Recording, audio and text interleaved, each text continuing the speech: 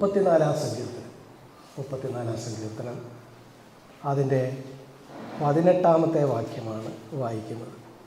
ഹൃദയം നുറുങ്ങിയവർക്ക് യഹോവ സമീപസ്ഥൻ, മനസ്സ് തകർന്നവരെ അവൻ രക്ഷിക്കും. കൊച്ചു കുഞ്ഞുങ്ങൾക്ക് വരെ പരിചിതമായ ഒരു വാക്യമാണ്. എന്താ ഇവിടെ പറഞ്ഞത്? ഹൃദയം നുറുങ്ങിയവർക്ക് യഹോവ സമീപസ്ഥൻ, മനസ്സ് തകർന്നവരെ അവൻ രക്ഷിക്കുന്നു. ഇത് ദാവീദിൻ്റെ ഒരു സങ്കീർത്തനമാണെന്ന് ഇവിടെ അതിൻ്റെ ആ തലക്കെട്ടിൽ തന്നെ പറയുന്നുണ്ട്. ദാവീദിനെ ഞാൻ ചിലപ്പോൾ വിചാരിക്കാറുണ്ട്, ദാവീദിനൊരു പ്രിയപ്പെട്ട തീമായത് എന്താ? ദൈവം എങ്ങനെയുള്ളവനാണ്, ദൈവത്തിൻ്റെ സ്വഭാവം എന്താ, ദൈവത്തിൻ്റെ ഹൃദയം ആരോടാണ് ചേർന്ന് നിൽക്കുന്നത് എന്നൊക്കെ താനെ പലപ്പോഴും അങ്ങ് പറഞ്ഞു പോകാറുണ്ട്. മറ്റൊരു സങ്കീർത്തനം ദാവീദിൻ്റെ തന്നെ മറ്റൊരു സങ്കീർത്തനം നോക്കുക. 51-ാമത്തെ സങ്കീർത്തനം 51-ാം സങ്കീർത്തനം അതിൻ്റെ 17-ാമത്തെ വാക്യം 16 മുതൽ നമുക്ക് വായിക്കാം. 51-ാം സങ്കീർത്തനം 16 മുതൽ. ഹനനയാഗം നീ ഇച്ഛിക്കുന്നില്ല, അല്ലെങ്കിൽ ഞാൻ അർപ്പിക്കുമായിരുന്നു. ഹോമയാഗത്തിൽ നിനക്ക് പ്രസാദവുമില്ല. ദൈവത്തിൻ്റെ ഹനനയാഗങ്ങൾ തകർന്നിരിക്കുന്ന മനസ്സ്, തകർന്നു നുറുങ്ങിയിരിക്കുന്ന ഹൃദയത്തെ ദൈവമേ നീ നിരസിക്കുകയില്ല. ഇവിടെയും കണ്ടോ, ദൈവത്തിൻ്റെ ഒരു പ്രത്യേകത പറഞ്ഞിരിക്കുക. ദൈവം നോക്കുന്നത് എന്താ? തകർന്നു നുറുങ്ങിയിരിക്കുന്ന ഒരു ഹൃദയം. ദൈവത്തിന് നേരത്തെ കണ്ടോ ആ 16-ാമത്തെ വാക്യം 51-16 വായിക്കുമ്പോൾ നമുക്ക് ഇന്നത്തെ പുതിയ കാലഘട്ടത്തിലായതുകൊണ്ട് നമുക്കൊരു അതിൻ്റെ അകത്തൊരു ഞെട്ടലൊന്നും ഇല്ലാത്ത. പഴയ നിയമ കാലഘട്ടത്തിൽ നിങ്ങളൊന്ന് ചിന്തിച്ച് നോക്കുക. ഹനനയാഗം നീ ഇച്ഛിക്കുന്നില്ല, അല്ലെങ്കിൽ ഞാൻ അർപ്പിക്കുമായിരുന്നു. ഹോമയാഗത്തിൽ നിനക്ക് പ്രസാദമില്ല. പിന്നെ എന്തിനാ ദൈവത്തിന് പ്രസാദം? പഴയ നിയമം മുഴുവൻ യാഗം അർപ്പിക്കുന്നതിനെക്കുറിച്ചല്ലേ പറയുന്നത്. നിങ്ങൾ ദൈവത്തിന് പ്രസാദം ഉണ്ടാകണമെങ്കിൽ വന്ന് യാഗം അർപ്പിക്കാനാണ് ഈ പഴയ നിയമം മുഴുവൻ ഈ പറയുന്നത്. ആ കാലഘട്ടത്തിൽ ഇതാ ഒരാൾ വന്ന് പറയുന്നു, ഹോമയാഗവും വേണ്ട, ഹന്യയാഗവും വേണ്ട, പിന്നെ ആകെപ്പാടെ എന്തോ മതി? തകർന്ന മനസ്സ് മതി, നുറുങ്ങിയ ഹൃദയം മതി എന്ന് പറയുമ്പോൾ ഇത് കേവലം ഒരു ഭംഗിവാക്കായിട്ട് നമ്മൾ കരുതല്ലേ. ദാവീദ് ആരായിരുന്നു? അപ്പോസ്തലപ്രവൃത്തി 13 പൗലോസിൻ്റെ വലിയ പ്രസംഗത്തിൽ നമ്മൾ ദാവീദിനെ വിശേഷിപ്പിക്കുന്ന കണ്ടിട്ടുണ്ടോ? അപ്പോസ്തലപ്രവൃത്തി 13-ാം അധ്യായം അതിൻ്റെ 22-ാമത്തെ വാക്യത്തിൻ്റെ അവസാന ഭാഗം, എനിക്ക് ബോധിച്ച പുരുഷനായി, ഞാൻ ഇശ്ശായിയുടെ മകനായ ദാവീദിനെ എനിക്ക് ബോധിച്ച പുരുഷനായി കണ്ടു. മലയാളത്തിൽ അതത്ര വ്യക്തമല്ല. എനിക്ക് ബോധിച്ച പുരുഷൻ, a man after my heart, എൻ്റെ ഹൃദയത്തിന് ചേർന്ന ആളായിട്ട്, എൻ്റെ ഹൃദയത്തിൻ്റെ, ദൈവത്തിൻ്റെ ഹൃദയത്തിൻ്റെ സ്പന്ദനം അറിയാവുന്ന ഒരാൾ, ദൈവത്തിൻ്റെ ഹൃദയത്തിൻ്റെ മിടിപ്പ് അറിയാവുന്ന ഒരാളെന്നാണ് ദാവീദിനെ വിശേഷിപ്പിച്ചത്. ഇതൊക്കെ വെറുതെ അങ്ങ് പറഞ്ഞേക്കുകയാണ്. ഈ ദാവീദിന് അപ്പം നമുക്ക് ചിന്തിക്കുക, ദാവീദിന് ദൈവത്തിൻ്റെ ഹൃദയം അറിയാം, ദൈവത്തിൻ്റെ പ്രത്യേകത അറിയാം. ആ അറിയാവുന്ന ദാവീദ് ഹനനയാകവും ഹോമയാകവും ഒക്കെയാണ് ദൈവത്തെ പ്രസാദിപ്പിക്കാനുള്ള മാർഗമെന്ന് പഠിപ്പിക്കുകയും അത് ആചരിക്കുകയും തലമുറകളായിട്ട് അത് ചെയ്യുകയും ഒക്കെ ചെയ്തിരുന്ന കാലഘട്ടത്തിൽ പറയുക, ഹനനയാകവും ഹോമയാകവും ഒന്നും വേണ്ട, അതിനേക്കാളും പ്രധാനം എന്താ? തകർന്ന ഹൃദയം, നുറുങ്ങിയ മനസ്സ് എന്ന് പറയുമ്പോൾ ഇത് കേവലം ഒരു ഭംഗിവാക്ക് എന്നല്ല പ്രിയപ്പെട്ടവരെ കാണേണ്ടത്. ദൈവത്തിൻ്റെ ഹൃദയത്തിൻ്റെ മിടിപ്പ് മനസ്സിലാക്കിയ ദാവീദ് ആ കാലഘട്ടത്തിൽ തന്നെ, പഴയ നിയമ കാലഘട്ടത്തിൽ തന്നെ ഇത് മനസ്സിലാക്കി, ദൈവത്തിൻ്റെ ഒരു പ്രത്യേകത മനസ്സിലാക്കി. ഞാനിനി പറയാൻ പോകുന്ന ഒരു സെൻറ്റൻസ് കേട്ട് നിങ്ങൾ ഞെട്ടിപ്പോകരുത്. നിങ്ങൾ വിചാരിക്കുന്നത് കോട്ടയത്തു നിന്നെങ്ങോ ഒരു ബ്രദർ രാവിലെ വന്നു, അദ്ദേഹം ഞങ്ങൾ വിചാരിക്കുന്നതിന് വ്യത്യാസമായിട്ട് ഏതാണ്ടെല്ലാം ദുരുപദേശമൊക്കെ പറയുകയാണ് എന്ന് നിങ്ങൾ ദയവായിട്ട് ധരിക്കരുത്. ഞാനൊരു മുൻകൂർ ജാമ്യം എടുത്ത് ഞാനൊരു സെൻറ്റൻസ് പറയട്ടെ. അതായത് ദൈവം നിഷ്പക്ഷനല്ല. അയ്യോ, എന്തായി പറഞ്ഞത്? ദൈവം ആരാണെന്ന് നമ്മൾ വിചാരിച്ചിരുന്നത്? ദൈവം വളരെ നിഷ്പക്ഷനും നീതിമാനുമാണെന്നല്ലേ നമ്മൾ വിചാരിച്ചിരുന്നത്? അല്ലേ? അങ്ങനെയല്ലേ നമ്മൾ കരുതുന്നത്? ദൈവത്തിന് ഒരാളോടും മോഹപക്ഷമില്ല, അങ്ങനെയല്ലേ? പക്ഷേ ഇപ്പോഴെന്താ പറഞ്ഞത്? ദൈവത്തിനൊരു പക്ഷപാതമുണ്ട്. നിങ്ങൾ ശ്രദ്ധിച്ചിട്ടുണ്ടോ? ദൈവത്തിൻ്റെ ഹൃദയത്തെ വ്യക്തമാക്കാനാണല്ലോ കർത്താവായ യേശുക്രിസ്തു ഈ ഭൂമിയിൽ വന്നത്. യേശുവിൻ്റെ ഹൃദയം ചേർന്ന് നിന്നത് ആരോടാണ്? തകർന്ന നുറുങ്ങിയ ഹൃദയമുള്ള ഒരു നിലവിളിയുള്ള ആളുകളോട് കർത്താവ് എപ്പോഴും വളരെ സോഫ്റ്റായിട്ടാണ് പെരുമാറിയിട്ടുള്ളത്. നമ്മൾ പലപ്പോഴും കരുതുന്നത് ഈ ബൈബിളിലെ കാര്യങ്ങളെല്ലാം കൃത്യമായിട്ട് ആചരിച്ച് ഒരു തെറ്റും ചെയ്യാതെ എല്ലാം കടുകിട തെറ്റാതെല്ലാം ഭംഗിയായിട്ട് ചെയ്താൽ ദൈവം നമ്മോട് ചേർന്ന് നിൽക്കുമെന്നല്ലേ നമ്മൾ പലപ്പോഴും കരുതിയിട്ടുള്ളത്. കർത്താവിൻ്റെ കാലഘട്ടത്തിൽ ആ നിലയിൽ ചില ആളുകളുണ്ടായിരുന്നു. ആരാ? പരീശന്മാരായ ആളുകൾ എന്തായിരുന്നു? അവർ വളരെ കൃത്യമായിട്ടാണ് ഈ കാര്യങ്ങളെല്ലാം ചെയ്തിരുന്നത്. അവർ 10 കൽപ്പനകൾ വള്ളി പുള്ളി വിടാതെ അവർ പ്രമാണിക്കുമായിരുന്നു. ശബത്ത് നാളിനെ ശുദ്ധീകരിക്കുക എന്ന് പറഞ്ഞത് അതിൻ്റെ പൂർണ്ണമായ അർത്ഥത്തിൽ അന്ന് അവർ ഇന്നും ഇസ്രായേലിൽ പോയിട്ടുള്ള ചില പ്രിയപ്പെട്ടവർ പറയാറുണ്ട്, ഇസ്രായേലിൽ എന്തില്ല, ശബത്ത് നാളിൽ പോകുമ്പോൾ അവരെന്ത് ചെയ്യാൻ പാടില്ല, ലിഫ്റ്റേൽ ഇത് കുത്താനായിട്ട് പാടില്ല. അത്രയും പണിയാണ്. ശബത്ത് നാളിനെ ശുദ്ധീകരിക്കണം, ഒരു ജോലിയും ചെയ്യാൻ പാടില്ല. ഞാൻ പറഞ്ഞു വന്നത് വളരെ കൃത്യമായിട്ട് ഈ കാര്യങ്ങൾ ചെയ്തിരുന്ന ഒരാൾ. എന്നാൽ ആ പരീശനിലല്ല ദൈവം പ്രസാദിച്ചത്. ദൈവം അങ്ങനല്ലേ പ്രസാദിക്കേണ്ടത്. അതിനു പകരം ഒരു നന്മയും പറയാനില്ലാത്ത ചില ആളുകളെ ദൈവം പ്രസാദിച്ചു. അങ്ങനെയുള്ള ആൾക്കൊരു മുഖപക്ഷമില്ലേ? പക്ഷപാതപരമായിട്ടല്ലേ പെരുമാറുന്നത്? എല്ലാവരും നിശബ്ദരായിരിക്കുന്നത് കൊണ്ട് നമുക്ക് ലൂക്കോസിൻ്റെ സുവിശേഷം പ്രിയപ്പെട്ടവർ നമുക്ക് ഒന്നിച്ച് ചിന്തിക്കാം. നമ്മൾ ഇതെന്തോ ഒരു നമുക്ക് ഒന്നിച്ച് നോക്കാം. നമുക്ക് നമ്മൾ ലൂക്കോസിൻ്റെ സുവിശേഷം 18-ാമത്തെ അധ്യായം 9 മുതൽ 14 വരെയുള്ള വാക്യങ്ങളാണ് ഞാൻ ഉദ്ദേശിക്കുന്നത്. അവിടെ 2 പേരെക്കുറിച്ച് പറയുന്നു. ഒരുത്തൻ പരീശൻ, മറ്റവൻ ചുങ്കക്കാരൻ. പരീശനാരാ? എല്ലാം കൃത്യമായിട്ട് ചെയ്യുന്നതിൻ്റെ ഒരു ആൾ രൂപമാണ് പരീശൻ. എല്ലാം കൃത്യമായിട്ട് ചെയ്യും, ഒരു തെറ്റും അവനെക്കുറിച്ച് പറയാനില്ല. പഴയ നിയമത്തിൽ കൊടുത്തിരുന്ന ആ നിലയിലുള്ള കൽപ്പനകളെല്ലാം അടിമുടി ഒരു തെറ്റും ചെയ്യാതെ അവനത് ചെയ്യും. ഇവിടെ കണ്ടോ, ആ പരീശൻ വന്നിട്ട് ദേവാലയത്തിൽ നിന്ന് പ്രാർത്ഥിക്കുന്നത് എന്താ? ഈ ആഴ്ചയിൽ ഞാൻ എന്തോ ചെയ്യുന്നു? 2 വട്ടം ഉപവസിക്കുന്നു. ആഴ്ചയിൽ 2 വട്ടം ഉപവസിക്കുന്നു. നേടുന്നതിലെല്ലാം പതാരം കൊടുത്തു വരുന്നു. അവരത് പതാരം കൊടുക്കുന്നത് കേവലം പണം മാത്രമല്ല, എന്തെങ്കിലും 10 അരി ഉണ്ടെങ്കിൽ അത് ഒരു അരി മാറ്റി വെക്കും. അങ്ങനെ കൃത്യമായിട്ട് ചെയ്യുന്ന ആളാണ് ഈ പരീശൻ. പതാരം കൊടുക്കുന്നു എന്നിങ്ങനെ പ്രാർത്ഥിച്ചു. മറ്റൊരാളോ? ചുങ്കക്കാരൻ ദൂരത്ത് നിന്നുകൊണ്ട് സ്വർഗത്തേക്ക് നോക്കുവാൻ പോലും തുനിയാതെ മാറത്തടിച്ചു. ചുങ്കക്കാരൻ്റെ പ്രത്യേകത എന്താ?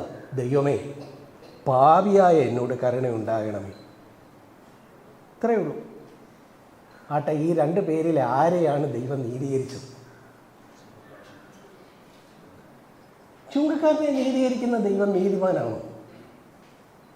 ചുങ്കക്കാരൻ എന്തെങ്കിലും ഒരു നന്മ പറയാനുണ്ടോ? അവൻ പോലും, സാധാരണ മനുഷ്യരൊക്കെ അവരവരെ ന്യായീകരിക്കാനാണ് നമ്മുടെ എല്ലാം സ്വാഭാവികമായിട്ട് നമ്മുടെ ഹൃദയത്തിൽ വരുന്നത്. എന്നിട്ട് ഈ ചുങ്കക്കാരൻ ദേവാലയത്തിൽ നിൽക്കുമ്പോൾ അവന് തന്നെത്താൻ ന്യായീകരിക്കാൻ ഒന്നുമില്ല. അവനാകെ എന്താ ചെയ്യുന്നത്? അവന് സ്വർഗത്തേക്ക് നോക്കുവാൻ തുനിയാതെ മാറത്തടിച്ചു, ദൈവമേ, ഭാവിയായ എന്നോട് കരുണയുണ്ടാകണം. പക്ഷേ ദൈവം ആരെയാണ് നീതീകരിച്ചത്? ഈ ചുങ്കക്കാരനെ നീതീകരിച്ചു. തെറ്റ് ചെയ്യാത്ത പരീശനെ നീതീകരിച്ചുമില്ല, അവനൊന്നും കൊടുത്തുമില്ല. അവൻ വന്ന വഴിയെ തിരിച്ചു പോയി. സഹോദര സഹോദരി, ഞായറാഴ്ച വരുമ്പോൾ നമ്മൾ ചുങ്കക്കാരനാകാനാണോ അതോ പരീശനാകാനാണോ നമുക്ക് താല്പര്യം? പിന്നെ പ്രശ്നമാകുക അല്ലേ? അപ്പോൾ ചുങ്കക്കാരനാകാൻ ഞായറാഴ്ച ഞാൻ എന്തോ വേണം? ഞാൻ ഉള്ള തെറ്റുകളെല്ലാം ചെയ്തേക്ക് വരണം എന്നാണോ ബ്രദർ പറയുന്നത് എന്നാണ് നിങ്ങൾ ചോദിക്കുന്നത്. ഞാൻ അതല്ല പറയുന്നത്. പ്രിയപ്പെട്ടവരെ, നമ്മൾ ശരികൾ ചെയ്യുന്ന ആളുകളായിട്ട് നമ്മൾ നിൽക്കുമ്പോൾ നമുക്കെപ്പോഴും എന്ത് വരാം? വലിയൊരു അപകടം വരാം. ഇവിടെ ഈ പരീശന് വന്ന അപകടം. പരീശൻ്റെ പ്രത്യേകത എന്താ? പരീശൻ പ്രാർത്ഥിക്കാനാണ് ചെന്നത്, പക്ഷെ പരീശൻ പ്രാർത്ഥിച്ചതായിട്ട് ഇവിടെ രേഖപ്പെടുത്തിയിട്ടുണ്ടോ? പരീശനെക്കുറിച്ച് എന്താ പറഞ്ഞേക്കുന്നത്? പരീശൻ തന്നോട് തന്നെ, പുള്ളി പ്രാർത്ഥിച്ചു. ആരോടാണ് പ്രാർത്ഥിച്ചത്? തന്നോട് തന്നെ. തൻ്റെ ചില പ്രശംസകൾ പ്രാർത്ഥനാരൂപത്തിൽ അവതരിപ്പിച്ചു. ദൈവം അതിനെ പ്രാർത്ഥനയായിട്ട് കൈക്കൊണ്ടില്ല. ഈ പരീശൻ പറഞ്ഞതെല്ലാം തന്നോട് തന്നെയായിട്ടാണ് ഇവിടെ രേഖപ്പെടുത്തിയിരിക്കുന്നത്. ഓക്കെ. അതുപോലെ ഇദ്ദേഹം ഇവൻ എന്താ ചെയ്തതാ നമ്മൾ കാണുന്നത്? പരീശൻ നിന്നുകൊണ്ട് തന്നോട് തന്നെ, ദൈവമേ, ദൈവത്തെ സംബോധന ചെയ്യുന്നുണ്ട്, ദൈവമേ. ഓക്കെ. പിടിച്ചുപറിക്കാർ, നീതികെട്ടവർ, വ്യഭിചാരികൾ. അപ്പോൾ ഇദ്ദേഹത്തിൻ്റെ, നിങ്ങൾ ഈ കാര്യങ്ങളൊക്കെ ഒന്ന് ഭാവന ചെയ്യണം. ദേവാലയത്തിൽ ചെന്ന് ആ പരീശൻ നിൽക്കുമ്പോൾ അദ്ദേഹത്തിൻ്റെ കണ്ണെങ്ങോട്ടാണ് പോകുന്നത്? ഒരു വശത്ത് നോക്കുമ്പോൾ പിടിച്ചുപറിക്കാർ, നീതികെട്ടവർ, ഞെട്ടി മറ്റൊരാളെ നോക്കും വ്യഭിചാരികൾ, തന്നെ നോക്കുമ്പോൾ ഒരു കുഴപ്പമില്ല, ഇവരെ പോലൊന്നും അല്ലാത്തതിനാൽ ഞാൻ നിന്നെ സ്തുതിക്കുന്നു എന്നാ താനെ പറയുന്നത്. ഇതുപോലൊന്നും അല്ലാത്തതിനാൽ ഈ പരീശൻ്റെ ഈ കൈകൾ എങ്ങോട്ടാണ് പോയത്? തൻ്റെ അടുത്ത് നിൽക്കുന്ന ആളുകളുടെ നേരെ അവരെ ചൂണ്ടാനായിട്ടാണ് ആ വിരലുകൾ പോയത്. അതുകൊണ്ടാണല്ലോ പറയുന്നത്, ദൈവമേ, ഈ പിടിച്ചുപറിക്കാരൻ, ഈ വ്യഭിചാരി, ഈ നീതികെട്ടവൻ. പക്ഷേ ചുങ്കക്കാരൻ്റെ കൈ എങ്ങോട്ടാണ് പോയത്? ചുങ്കക്കാരന് മറ്റൊരാളുടെ നേരെ ചൂണ്ടാനൊരു വിരലില്ലായിരുന്നു. അതുകൊണ്ട് അവൻ ആ വിരലുകളെല്ലാം മടക്കി സ്വന്തം നെഞ്ചത്തിട്ടു. കർത്താവേ, വാർത്തടിച്ചു. ഞാൻ പറഞ്ഞു വരുന്നത്, പ്രിയപ്പെട്ടവരെ, നമുക്ക് ആരോടാ കൂടുതൽ സാദൃശ്യം? ഇന്ന് ഈ ഞായറാഴ്ച നമ്മളിവിടെ നിൽക്കുമ്പോൾ നമുക്ക് കൂടുതൽ സാദൃശ്യം സത്യത്തിൽ പരീശനോടല്ലേ? പരീശനോടല്ലേ? അതായത് നമ്മുടെ ചുറ്റുപാടുമുള്ള സമൂഹത്തിലുള്ള മറ്റാളുകളെ പോലെ നമ്മളെന്ത് ചെയ്യുന്നില്ല? നമ്മൾ പിടിച്ചു പറിക്കുന്നില്ല, നീതികേട് കാണിക്കുന്നില്ല, വ്യഭിചരിക്കുന്നില്ല, മദ്യപിക്കുന്നില്ല, ഒരു തെറ്റും ചെയ്യുന്നില്ല. 10 കൽപ്പനകൾ ഞങ്ങൾ ഭംഗിയായിട്ട് ചെയ്യുന്നുണ്ട്. ഞങ്ങൾ മാത്രമോ, എൻ്റെ പ്രിയ പിതാവ്, അദ്ദേഹത്തിൻ്റെ പിതാവ്, ഞങ്ങൾ തലമുറകളായിട്ടേ ബ്രദറെ, എന്തൊക്കെയല്ലേ നമ്മുടെ ഉള്ളിലെ ഇരിപ്പ്? നമ്മളെ ദൈവം നീതീകരിക്കുമോ? അപ്പോൾ ദൈവത്താൽ നീതീകരിക്കപ്പെടണമെങ്കിൽ എന്തായി വരണം? ചുങ്കക്കാരൻ്റെ ആ മാനസിക നിലയിലേക്ക് വരണം. ചുങ്കക്കാരൻ്റെ പ്രവൃത്തി പോലെ വരണമെന്നല്ല ഞാൻ പറഞ്ഞത്. ഞാൻ മുമ്പേ പറഞ്ഞത് വീണ്ടും ആവർത്തിക്കുന്നു. ദൈവത്തിൻ്റെ കരുണയും ദൈവത്തിൻ്റെ നീതീകരണവും കിട്ടാൻ ഈ അടുത്ത ആഴ്ച മുഴുവൻ പോയി പല തെറ്റുകൾ ചെയ്തേച്ച് ഇവിടെ വന്നിട്ട് ദൈവമേ എന്നല്ല ഞാൻ പറയുന്നു. പ്രിയപ്പെട്ടവരെ, പറഞ്ഞു വന്നതിനെ ഞാൻ ഇങ്ങനെ സംക്ഷേപിച്ച് പറയാം. നമ്മൾ കാര്യം ചെയ്യുന്നതിലെ ആരെ പോലെ ആയിരിക്കണം? പരീശനെ പോലെ എല്ലാം കൃത്യമായിട്ട് ഭംഗിയായിട്ട് തെറ്റൊന്നും ചെയ്യാതെ തന്നെ ജീവിക്കണം. പക്ഷേ നമ്മളെ തന്നെ നോക്കുമ്പോൾ നമുക്ക് ആ ചുങ്കക്കാരൻ്റെ ആ നിലയിലുള്ള ഒരു നിലവിളി മനസ്സിലുണ്ടാകും. കാരണം ദൈവത്തിനൊരു പക്ഷപാതമുണ്ട്.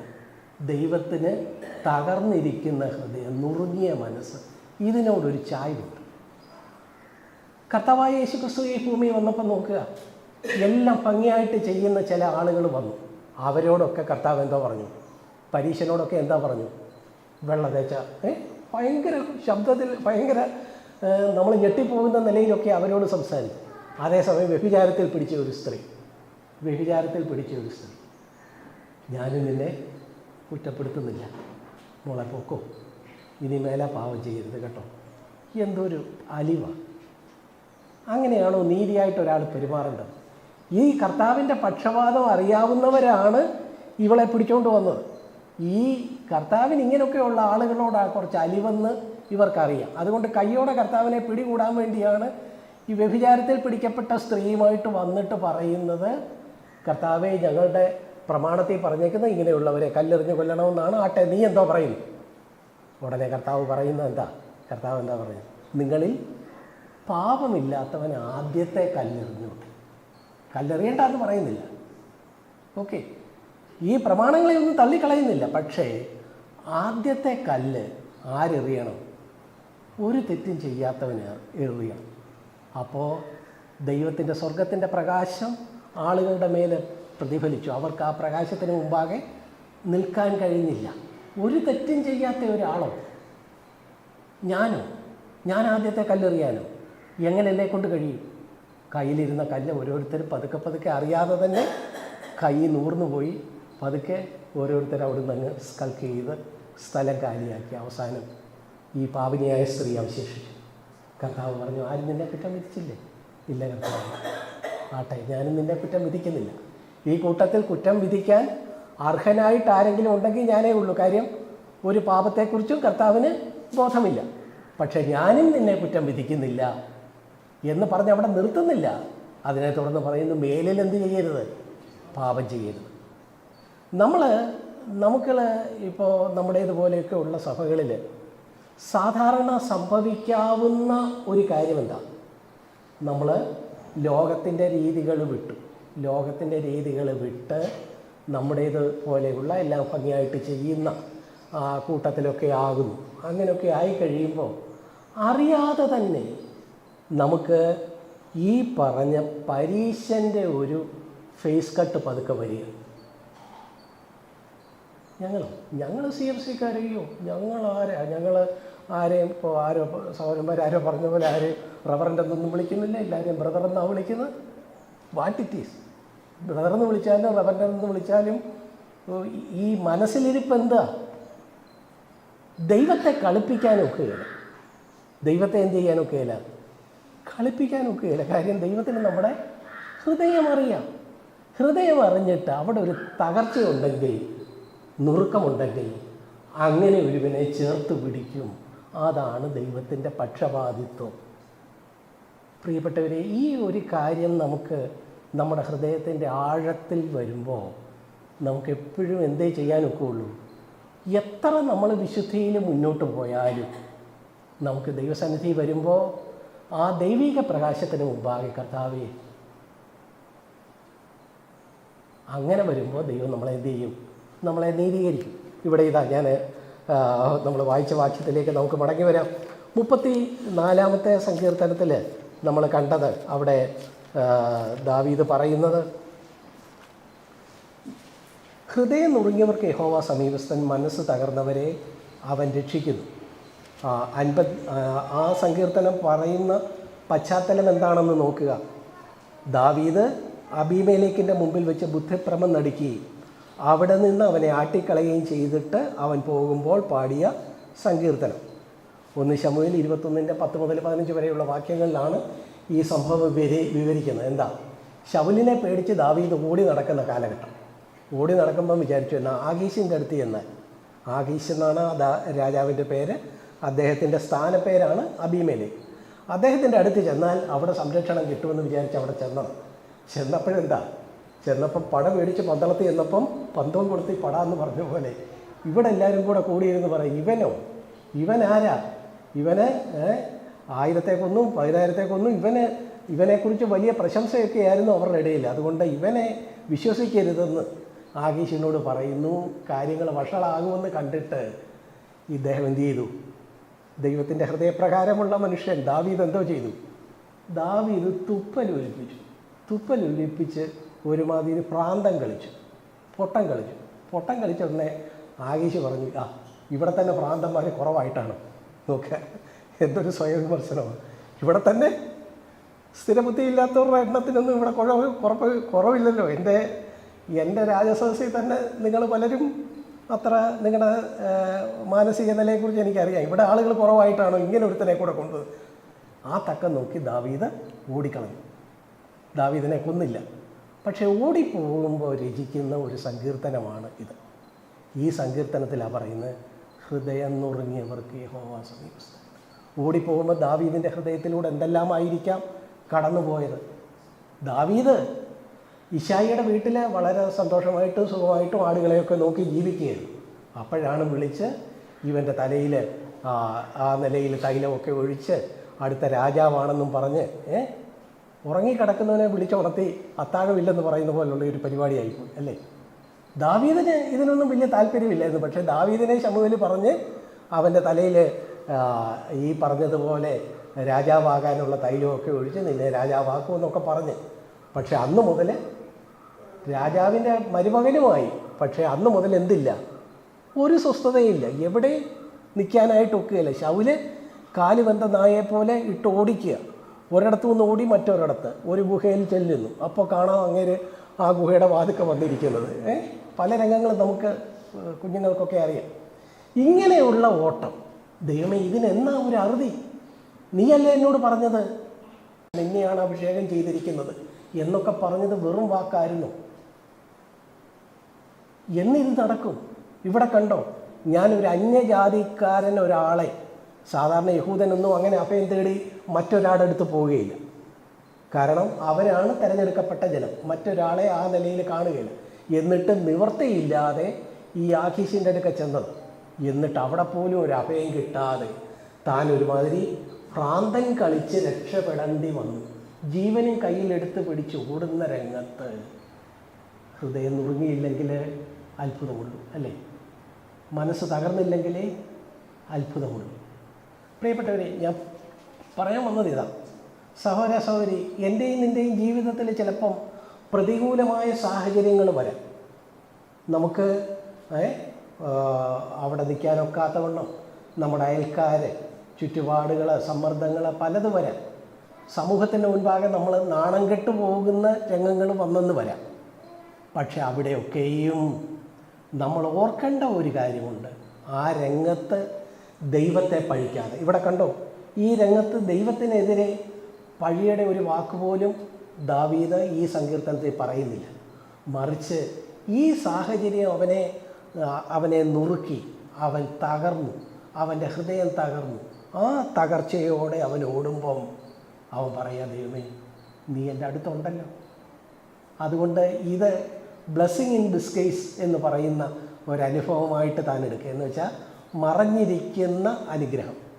ഈ അബീമേലെക്കിൻ്റെ മുമ്പിൽ നിന്ന് ഇങ്ങനെ നാണം കെട്ട് ഓടാൻ വന്നത് ഒരളവിൽ നന്നായി. എന്താ, എനിക്ക് കുറച്ചുകൂടി ഒരു ഹൃദയനുറുക്കം ഉണ്ടാകാനിടയായി. ദൈവം എന്നോട് കൂടുതൽ അടുത്തിരിക്കാനിടയായി. സഹോദര സഹോദരി, ഞാൻ പറയാൻ വരുന്നത് ഒരു കാര്യമേ ഉള്ളൂ. നമുക്കും ഈ നിലയിലുള്ള പ്രതികൂലമായ സാഹചര്യങ്ങൾ വരുമ്പോൾ ആ പ്രതികൂലമായ സാഹചര്യങ്ങൾ കൊണ്ടുവന്ന ആളുകളെ കുറ്റപ്പെടുത്താനോ ദൈവത്തെ പഴി പറയുകയോ ചെയ്യാതെ, ദൈവമേ എന്ന് പറഞ്ഞ് ദൈവത്തിൽ ശരണപ്പെടുന്ന തകർന്ന ഒരു ഹൃദയം, നുറുങ്ങിയൊരു മനസ്സ് നമുക്കുണ്ടെങ്കിൽ അത് എന്തിനു സഹായിക്കും? ദൈവത്തിൻ്റെ സാന്നിധ്യത്തെ കൂടുതൽ അറിയാനിടയാകും. ദൈവം അങ്ങനെ ഒരാളെ ചേർത്ത് പിടിക്കുമെന്നാണ് ദൈവത്തിൻ്റെ ഹൃദയപ്രകാരമുള്ള മനുഷ്യനായ ദാവീദ് പറയുന്നു. നമ്മളപ്പം എന്തെങ്കിലും ഒരു കാര്യം, ചിലപ്പോൾ ഈ സൺഡേ സ്കൂളൊക്കെ പഠിപ്പിക്കുമ്പോൾ കുഞ്ഞുങ്ങൾ പറയും, ഇതെല്ലാം കൂടെ പറഞ്ഞ അങ്കിളെ ഞങ്ങൾക്ക് മനസ്സിലായില്ല, എന്തെങ്കിലും ഒരു കാര്യം പറ, എന്തെങ്കിലും ഒരു കാര്യം പറ എന്ന് പറയും. ആട്ടെ, നിങ്ങൾ ആരെങ്കിലും ഇത്രയും നാളിങ്ങനെ സഭയിലൊക്കെ വന്ന് നിങ്ങളിപ്പോൾ എന്നോട് ചോദിക്കാം, ബ്രദറെ ഇതെല്ലാം കൂടെ ഒന്നും പറ്റിയാൽ ഏതെങ്കിലും ഒരു കാര്യം പറ എന്ന് പറഞ്ഞാൽ എനിക്ക് ഒരു കാര്യം പറയാനുണ്ട്. എന്താ? തകർന്ന ഹൃദയം, നുറുങ്ങിയ മനസ്സ്. അതിനെ ദൈവം എന്ത് ചെയ്യില്ല, കർത്താവ് എന്ത് ചെയ്യില്ല, കർത്താവ് സൈഡ് ട്രാക്ക് ചെയ്ത് പോവുകയില്ല. അങ്ങനെ ഒരാളെ ചേർത്ത് പിടിക്കും. കർത്താവ് വരുന്ന വഴിക്ക് കണ്ടോ, ഒരാൾ മരത്തെ കയറിയിരിക്കുക. ആരാ? സക്കായി. നേരെ ചൊവ്വേ കർത്താവിൻ്റെ അടുത്ത് വരാൻ ഒക്കുകയില്ല. കാര്യം പുള്ളിയുടെ കയ്യിലിരിപ്പ് അങ്ങനെ ചുങ്കക്കാരനാണ്. അങ്ങനെ അന്യായമായിട്ട് സമ്പാദിച്ചതെല്ലാം ഉണ്ട്. പക്ഷേ അതെല്ലാം കൂടെ വരുമ്പോൾ ഇതാ നസ്രേത്തുകാരനായ യേശുവിനെ നോക്കുമ്പോൾ കർത്താവിൻ്റെ ആ തേജസ്സിന് മുമ്പാകെ, കർത്താവിൻ്റെ ആ ജീവിതത്തിൻ്റെ ആ പ്രഭയുടെ മുമ്പാകെ തൻ്റെ കുറ്റത്തെക്കുറിച്ച് ബോധ്യമുള്ളവനായിട്ട് കർത്താവിനെ അഭിമുഖീകരിക്കാൻ പോലും ധൈര്യമില്ലാതെ അവൻ മരക്കൊമ്പിലിരിക്കുക. കർത്താവ് നടന്നു വന്ന് കൃത്യം അവിടെ ആയപ്പോൾ, സക്കായി ഇറങ്ങി വാ, ഞാനിന്ന് നിൻ്റെ കൂടെ ഭക്ഷണം കഴിക്കാൻ പറ്റിയ ഒരാൾ സക്കായി. ആളുകൾ അങ്ങനെ പറഞ്ഞു കാണുകയില്ലേ? എന്തായിരുന്നു സക്കായിയുടെ പ്രത്യേകത? എന്തായിരുന്നു? ഒരു തകർന്ന മനസ്സുണ്ടായിരുന്നു, നുറുങ്ങിയ ഹൃദയമുണ്ടായിരുന്നു. പ്രിയപ്പെട്ടവരെ, നമ്മുടെ തെറ്റുകളും നമ്മളെ ആ നിലയിലേക്ക് കൊണ്ടുവന്നാൽ അതിൽ നിന്ന് നമുക്കൊരു പ്രയോജനം എടുക്കാനും. ഇപ്പം തന്നെ നമ്മൾ ഈ 34-ാം സങ്കീർത്തനത്തിൻ്റെ തുടക്കത്തിലുള്ള ഭാഗങ്ങളാണ് നമ്മൾ വായിച്ചത്. നമ്മൾ മുമ്പേ വായിച്ച 51-ാം സങ്കീർത്തനത്തിൻ്റെ തുടക്കം കണ്ടോ? അത് വേറൊരു രംഗമാണ്. അവിടെ എന്താ, ദാവീദിൻ്റെ ഒരു സങ്കീർത്തനം, ദാവീദിൻ്റെ തന്നെ സങ്കീർത്തനമാണ്. അവൻ ബേത്ശേബയുടെ അടുക്കൽ ചെന്ന ശേഷം നാഥാൻ പ്രവാചകൻ അവൻ്റെ അടുക്കൽ വന്നപ്പോൾ ചമച്ചത്. രംഗം നമുക്കറിയാം, നമുക്കെല്ലാവർക്കും അറിയാവുന്ന കാര്യമാണ്. എന്താ ഈ സംഭവം?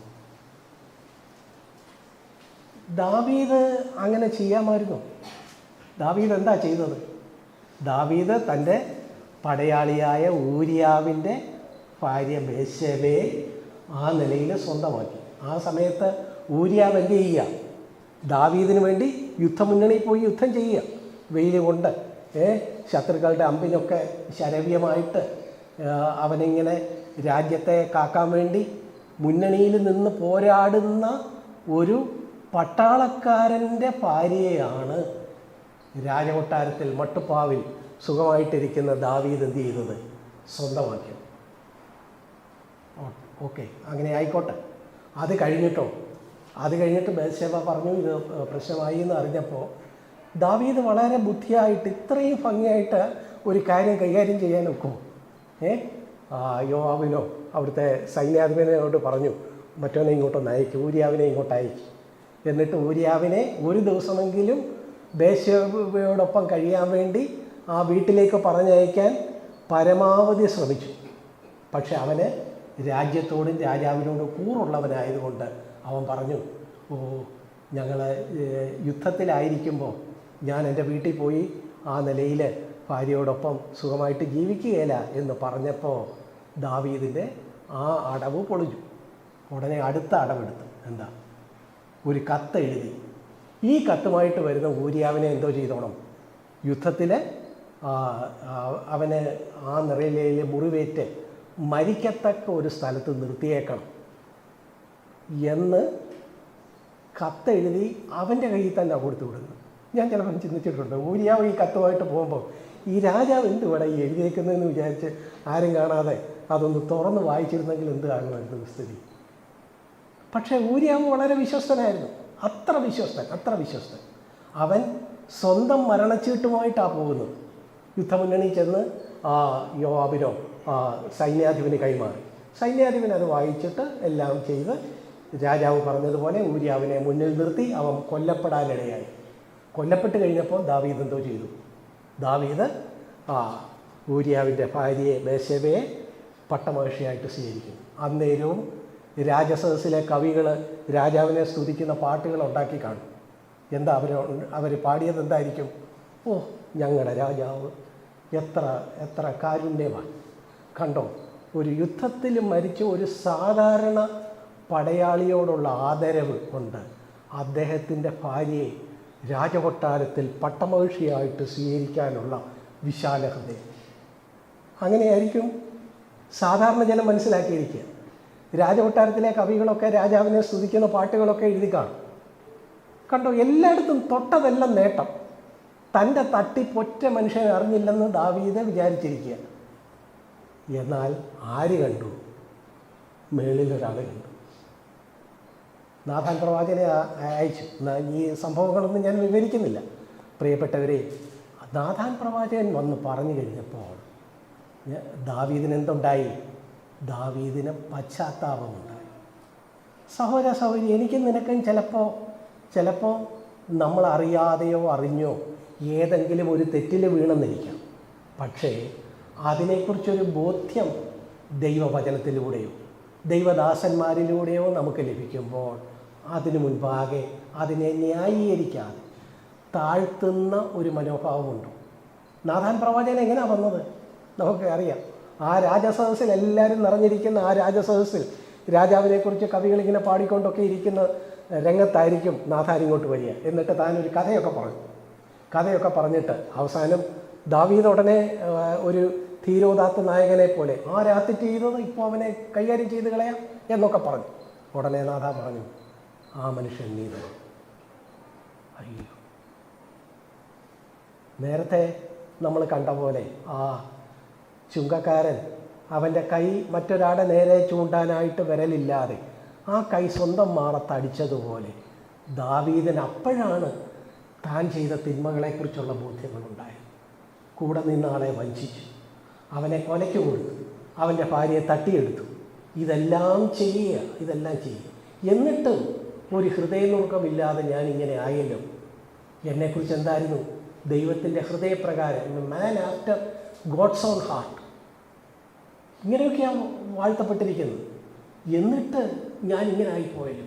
51 സങ്കീർത്തനം നോക്കുക. താനത്ത് അവിടെ പറയുന്നത്, ദൈവമേ ഞാനെന്താ അന്തർഭാഗത്തെ സത്യമല്ലോ നീ ഇച്ഛിക്കുന്നത്. പുറമേ എനിക്ക് എന്തെല്ലാം വേണമെങ്കിലും നടിക്കാം, പക്ഷെ ഉള്ളിൽ ഞാൻ എങ്ങനെയാണ് അതാണ് നീ നോക്കുന്നത് എന്ന് പറഞ്ഞ് താനെ പറയുക, എന്നെക്കുറിച്ച് തന്നെ എനിക്കൊരു പ്രശംസയില്ല. ഞാൻ ഈ തെറ്റിന് വേണ്ടി വേണമെങ്കിൽ ഹന്യയാഗം അർപ്പിക്കാമായിരുന്നു, പക്ഷെ എത്ര ഹന്യയാഗം അർപ്പിച്ചാലും ഈ തെറ്റിന് പരിഹാരമാകുകയില്ലല്ലോ. ഞാൻ ഹോമയാഗം അർപ്പിക്കാമായിരുന്നു, പക്ഷേ ഞാൻ അർപ്പിക്കുന്ന ഹോമയാഗത്തിൽ നിനക്ക് പ്രസാദമില്ലല്ലോ. കർത്താവെ, പിന്നെ എനിക്ക് ആകെപ്പാടെ ചെയ്യാവുന്ന ഒന്നേ ഉള്ളൂ, ഈ തകർന്ന മനസ്സ്, ഈ നുറുങ്ങിയ ഹൃദയം. ഇതുമായിട്ട് ഞാൻ അവിടുത്തെ അടുത്തേക്ക് വരുന്നു. ദൈവം എന്ത് ചെയ്തു? ദൈവം ഈ മനുഷ്യനെ നീതീകരിച്ചു. സഹോദരി, ഞാൻ പറഞ്ഞു വരുന്നത് ഇതേ ഉള്ളൂ. നമ്മൾക്ക് നമ്മളെക്കുറിച്ചൊരു പ്രശംസയില്ലാതെ ആത്മീയ കാര്യത്തിലും പ്രശംസ വരാം. അതിനെയാണ് ആത്മീയ നിഗളം പറയുന്നത്. നമുക്ക് നമ്മളെക്കുറിച്ച് ഞങ്ങളുടെ മുമ്പേ ഇപ്പോൾ നമ്മൾ തന്നെ പറഞ്ഞതുപോലെ, നമ്മളൊരു സ്വയം വിമർശനം എന്നുള്ള നിലയിൽ പറഞ്ഞ പോലെ, ഞങ്ങളാരും ദശാംശമൊന്നും വാങ്ങിച്ച് കാറെ കയറിയൊന്നും നടക്കുന്നില്ല, ഞങ്ങളുടെ സഹോദരന്മാരും അവരൊക്കെ എത്ര നല്ല മനുഷ്യർ, ഒക്കെ ശരിയാ. പക്ഷേ ദൈവത്തിൻ്റെ ആ വെളിച്ചത്തിന് മുമ്പാകെ എവിടെയെങ്കിലും നമുക്ക് നീതി കിട്ടുമോ? അപ്പോൾ അവിടെയാണ് കാര്യം. ദൈവത്തിൻ്റെ വെളിച്ചത്തിന് മുമ്പാകെ വരണം. അതുകൊണ്ടാണ് നമ്മൾ റോമർ 8:28-29 നമ്മുടെ ഒരു കുറിവാക്യം പോലെ നമ്മൾ എല്ലാ മീറ്റിങ്ങിലും പറയുന്നു. റോമർ 8:28-29 എന്താ? ഞാൻ വെള്ളച്ചാട്ടം പോലെ ഒന്നിൽ നിന്ന് മറ്റൊന്നിലേക്ക് പോകുക. നിങ്ങൾ എൻ്റെ കൂടെ ഉണ്ടല്ലോ, ഈ കാര്യങ്ങൾ മനസ്സിലാകുന്നുണ്ടല്ലോ. റോമർ 8:28-29 വാക്യങ്ങളിൽ നമുക്കറിയാം ദൈവം എന്ത് ചെയ്തിരിക്കുക. നമ്മളെക്കുറിച്ച് ദൈവത്തെ സകലവും നന്മയ്ക്കായിട്ട് കൂടി വ്യാപരിപ്പിക്കുന്നു. എന്താ ആത്യന്തിക നന്മ? ദൈവത്തിൻ്റെ സ്വഭാവത്തോട് അനുരൂപപ്പെടുക. അതാണ് ആത്യന്തികമായിട്ട് നമുക്ക് ഈ ഭൂമിയിലുള്ളപ്പം നേടാവുന്ന ഏറ്റവും വലിയ നന്മ. കൊച്ചിന് ഗൾഫിൽ ഒരു വിസ കിട്ടുന്നത് നന്മയാണ്, തീർച്ചയായിട്ടും നന്മയാണ്. അങ്ങനെയുള്ള കാര്യങ്ങൾക്ക് വേണ്ടി പ്രാർത്ഥിക്കേണ്ട, അതൊന്നും ഞാൻ പറയുന്നില്ല. കുഞ്ഞിൻ്റെ കല്യാണം നടക്കണം, നന്മയാണ്, പ്രാർത്ഥിക്കാം. തീർച്ചയായിട്ടും നമ്മുടെ ഭൗതിക കാര്യങ്ങൾക്ക് വേണ്ടി പ്രാർത്ഥിക്കാം. കർത്താവ് പഠിപ്പിച്ച മത്തായി എഴുതിയ സുവിശേഷം 6-ാം അധ്യായത്തിൽ നമ്മൾ കാണുന്ന കർത്തൃപ്രാർത്ഥനയിൽ 4-ാമത്തേതായിട്ട് എന്തുണ്ട്? ഞങ്ങൾക്ക് ആവശ്യമുള്ള അപ്പം തരണേ എന്ന് പറയുന്നുണ്ട്. അപ്പം എന്ന് പറഞ്ഞാൽ കേവലം അപ്പം മാത്രമല്ല, അതിനോട് ചേർന്ന് കുഞ്ഞുങ്ങളുടെ കാര്യവും നമ്മുടെ ഭൗതികമായ ആവശ്യങ്ങളെല്ലാം കർത്താവിനോട് പറയാം.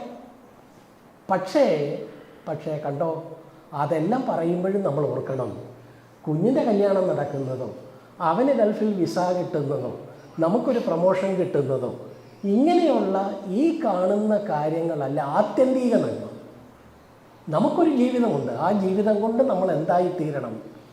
കഴിയുമെങ്കിൽ ഒരു ചുവടെങ്കിലും കർത്താവിനോട് അടുത്ത് ചെല്ലാൻ, അവൻ്റെ സ്വരൂപത്തോട് അനുരൂപരാകാൻ നമുക്കിടയാകണം. ഇതിനെ നമ്മളൊരു നിലവാരം പോലെ വയ്ക്കുമ്പോഴാണ് നമുക്കെപ്പോഴും നമ്മുടെ കുറവിനെക്കുറിച്ച് ബോധ്യമുണ്ടാകുന്നത്. ഇന്ന് ക്രിസ്തീയ ലോകത്ത് നോക്കുക, ഇതൊരു നിലവാരമായിട്ട് ആരും വെക്കുകയില്ല.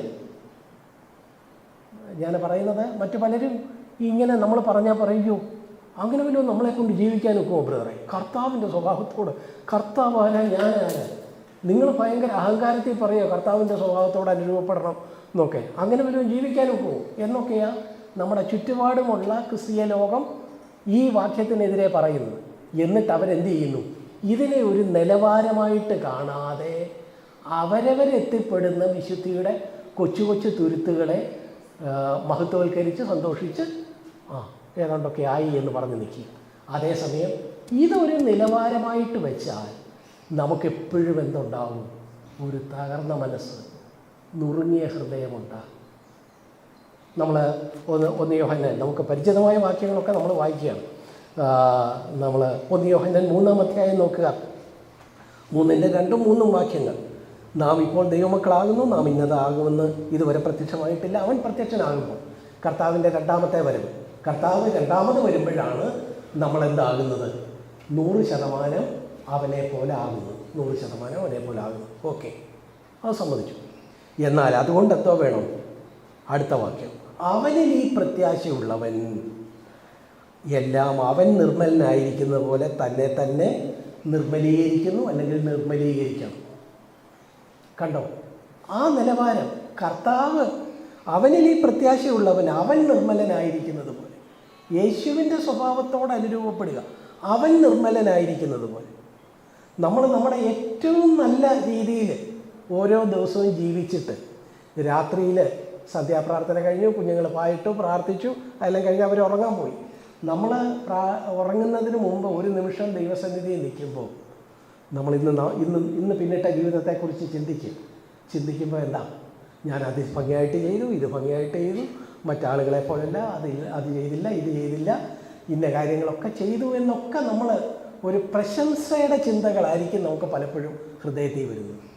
പക്ഷേ അവിടെ നിർത്തല്ലേ, ഉടനെ തന്നെ അതിനെ കർത്താവുമായിട്ട്, കർത്താവിൻ്റെ നിലവാരത്തോട് നമ്മൾ കൊണ്ടുവന്ന് വയ്ക്കുമ്പം, അയ്യോ കർത്താവേ, ഞാൻ നല്ല വാക്കാ പറഞ്ഞത്, പക്ഷേ അങ്ങനെ പറഞ്ഞപ്പോഴും എൻ്റെ ഇൻറ്റൻഷൻ ശരിയല്ല, എൻ്റെ മനസ്സിൻ്റെ ഉദ്ദേശ്യം ശരിയല്ലായിരുന്നു.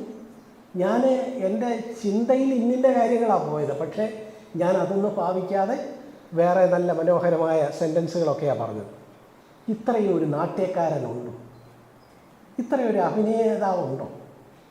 ഹിപ്പോക്രൈറ്റ് എന്നുള്ളതിൻ്റെ ആ വാക്ക് അഭിനേതാവ് എന്നുള്ളതാണ്. പ്രിയപ്പെട്ടവരെ, ഇത്രയും നമ്മളെപ്പോലെ ഇത്രയും അഭിനയിക്കുന്ന ആളുകളുണ്ടോ? ഓരോ ദിവസവും രാത്രിയിൽ ദൈവസന്നിധിയിൽ ഈ നിലവാരത്തിന് മുമ്പാകെ നിൽക്കുമ്പോൾ നമ്മുടെ കൈ മടക്കി സ്വന്തം നെഞ്ചത്തിട്ട് കർത്താവേ എന്ന് പറയാൻ നമുക്ക് കഴിയണം. അത് അർത്ഥപൂർണമായിട്ട് പറയാൻ കഴിയണം. അങ്ങനെ പറയുമ്പോൾ കർത്താവ് എന്തോ ചെയ്യും? തകർന്ന ഹൃദയത്തെ, നുറുങ്ങിയ മനസ്സിനെ കടന്നു പോവുകയില്ല. ഞാൻ പറഞ്ഞു വന്നത് ഒരൊറ്റ കാര്യമേ ഉള്ളൂ. നമ്മൾ ഈ ബൈബിളിൽ കാണുന്ന ആ ഏറ്റവും നല്ല നിലവാരത്തിൽ തന്നെ ജീവിക്കണം. അല്ലാതെ വ്യഭിചാരത്തിലോ അല്ലെങ്കിൽ ചുങ്കക്കാരനെ പോലെയോ പിടിച്ചുപറിക്കാരനോ ഒന്നും ആകരുത്. പരീശനെ പോലെ തന്നെ കൃത്യമായിട്ടെല്ലാം ഭംഗിയായിട്ട് ചെയ്യണം. പക്ഷേ നിലവിളി ആരുടേതായിരിക്കണം? ചുങ്കക്കാരൻ്റെ നിലവിളിയായിരിക്കണം. പരീശൻ്റെ ജീവിതവും ചുങ്കക്കാരൻ്റെ നിലവിളി. ഈ നിലവിളി ഒരു ടെക്നിക്ക് പോലെ കൊണ്ടു നടന്നാൽ ദൈവത്തെ കളിപ്പിക്കാൻ ഒക്കെയില്ല. ശരിക്കും നമ്മുടെ ഹൃദയത്തിൽ നിന്ന് അയ്യോ കർത്താവേ എന്ന് പറഞ്ഞൊരു നിലവിളി നമ്മുടെ ജീവിതത്തിലുണ്ടെങ്കിൽ, പ്രിയപ്പെട്ടവരെ, ദൈവം നമ്മെ എന്ത് ചെയ്യും?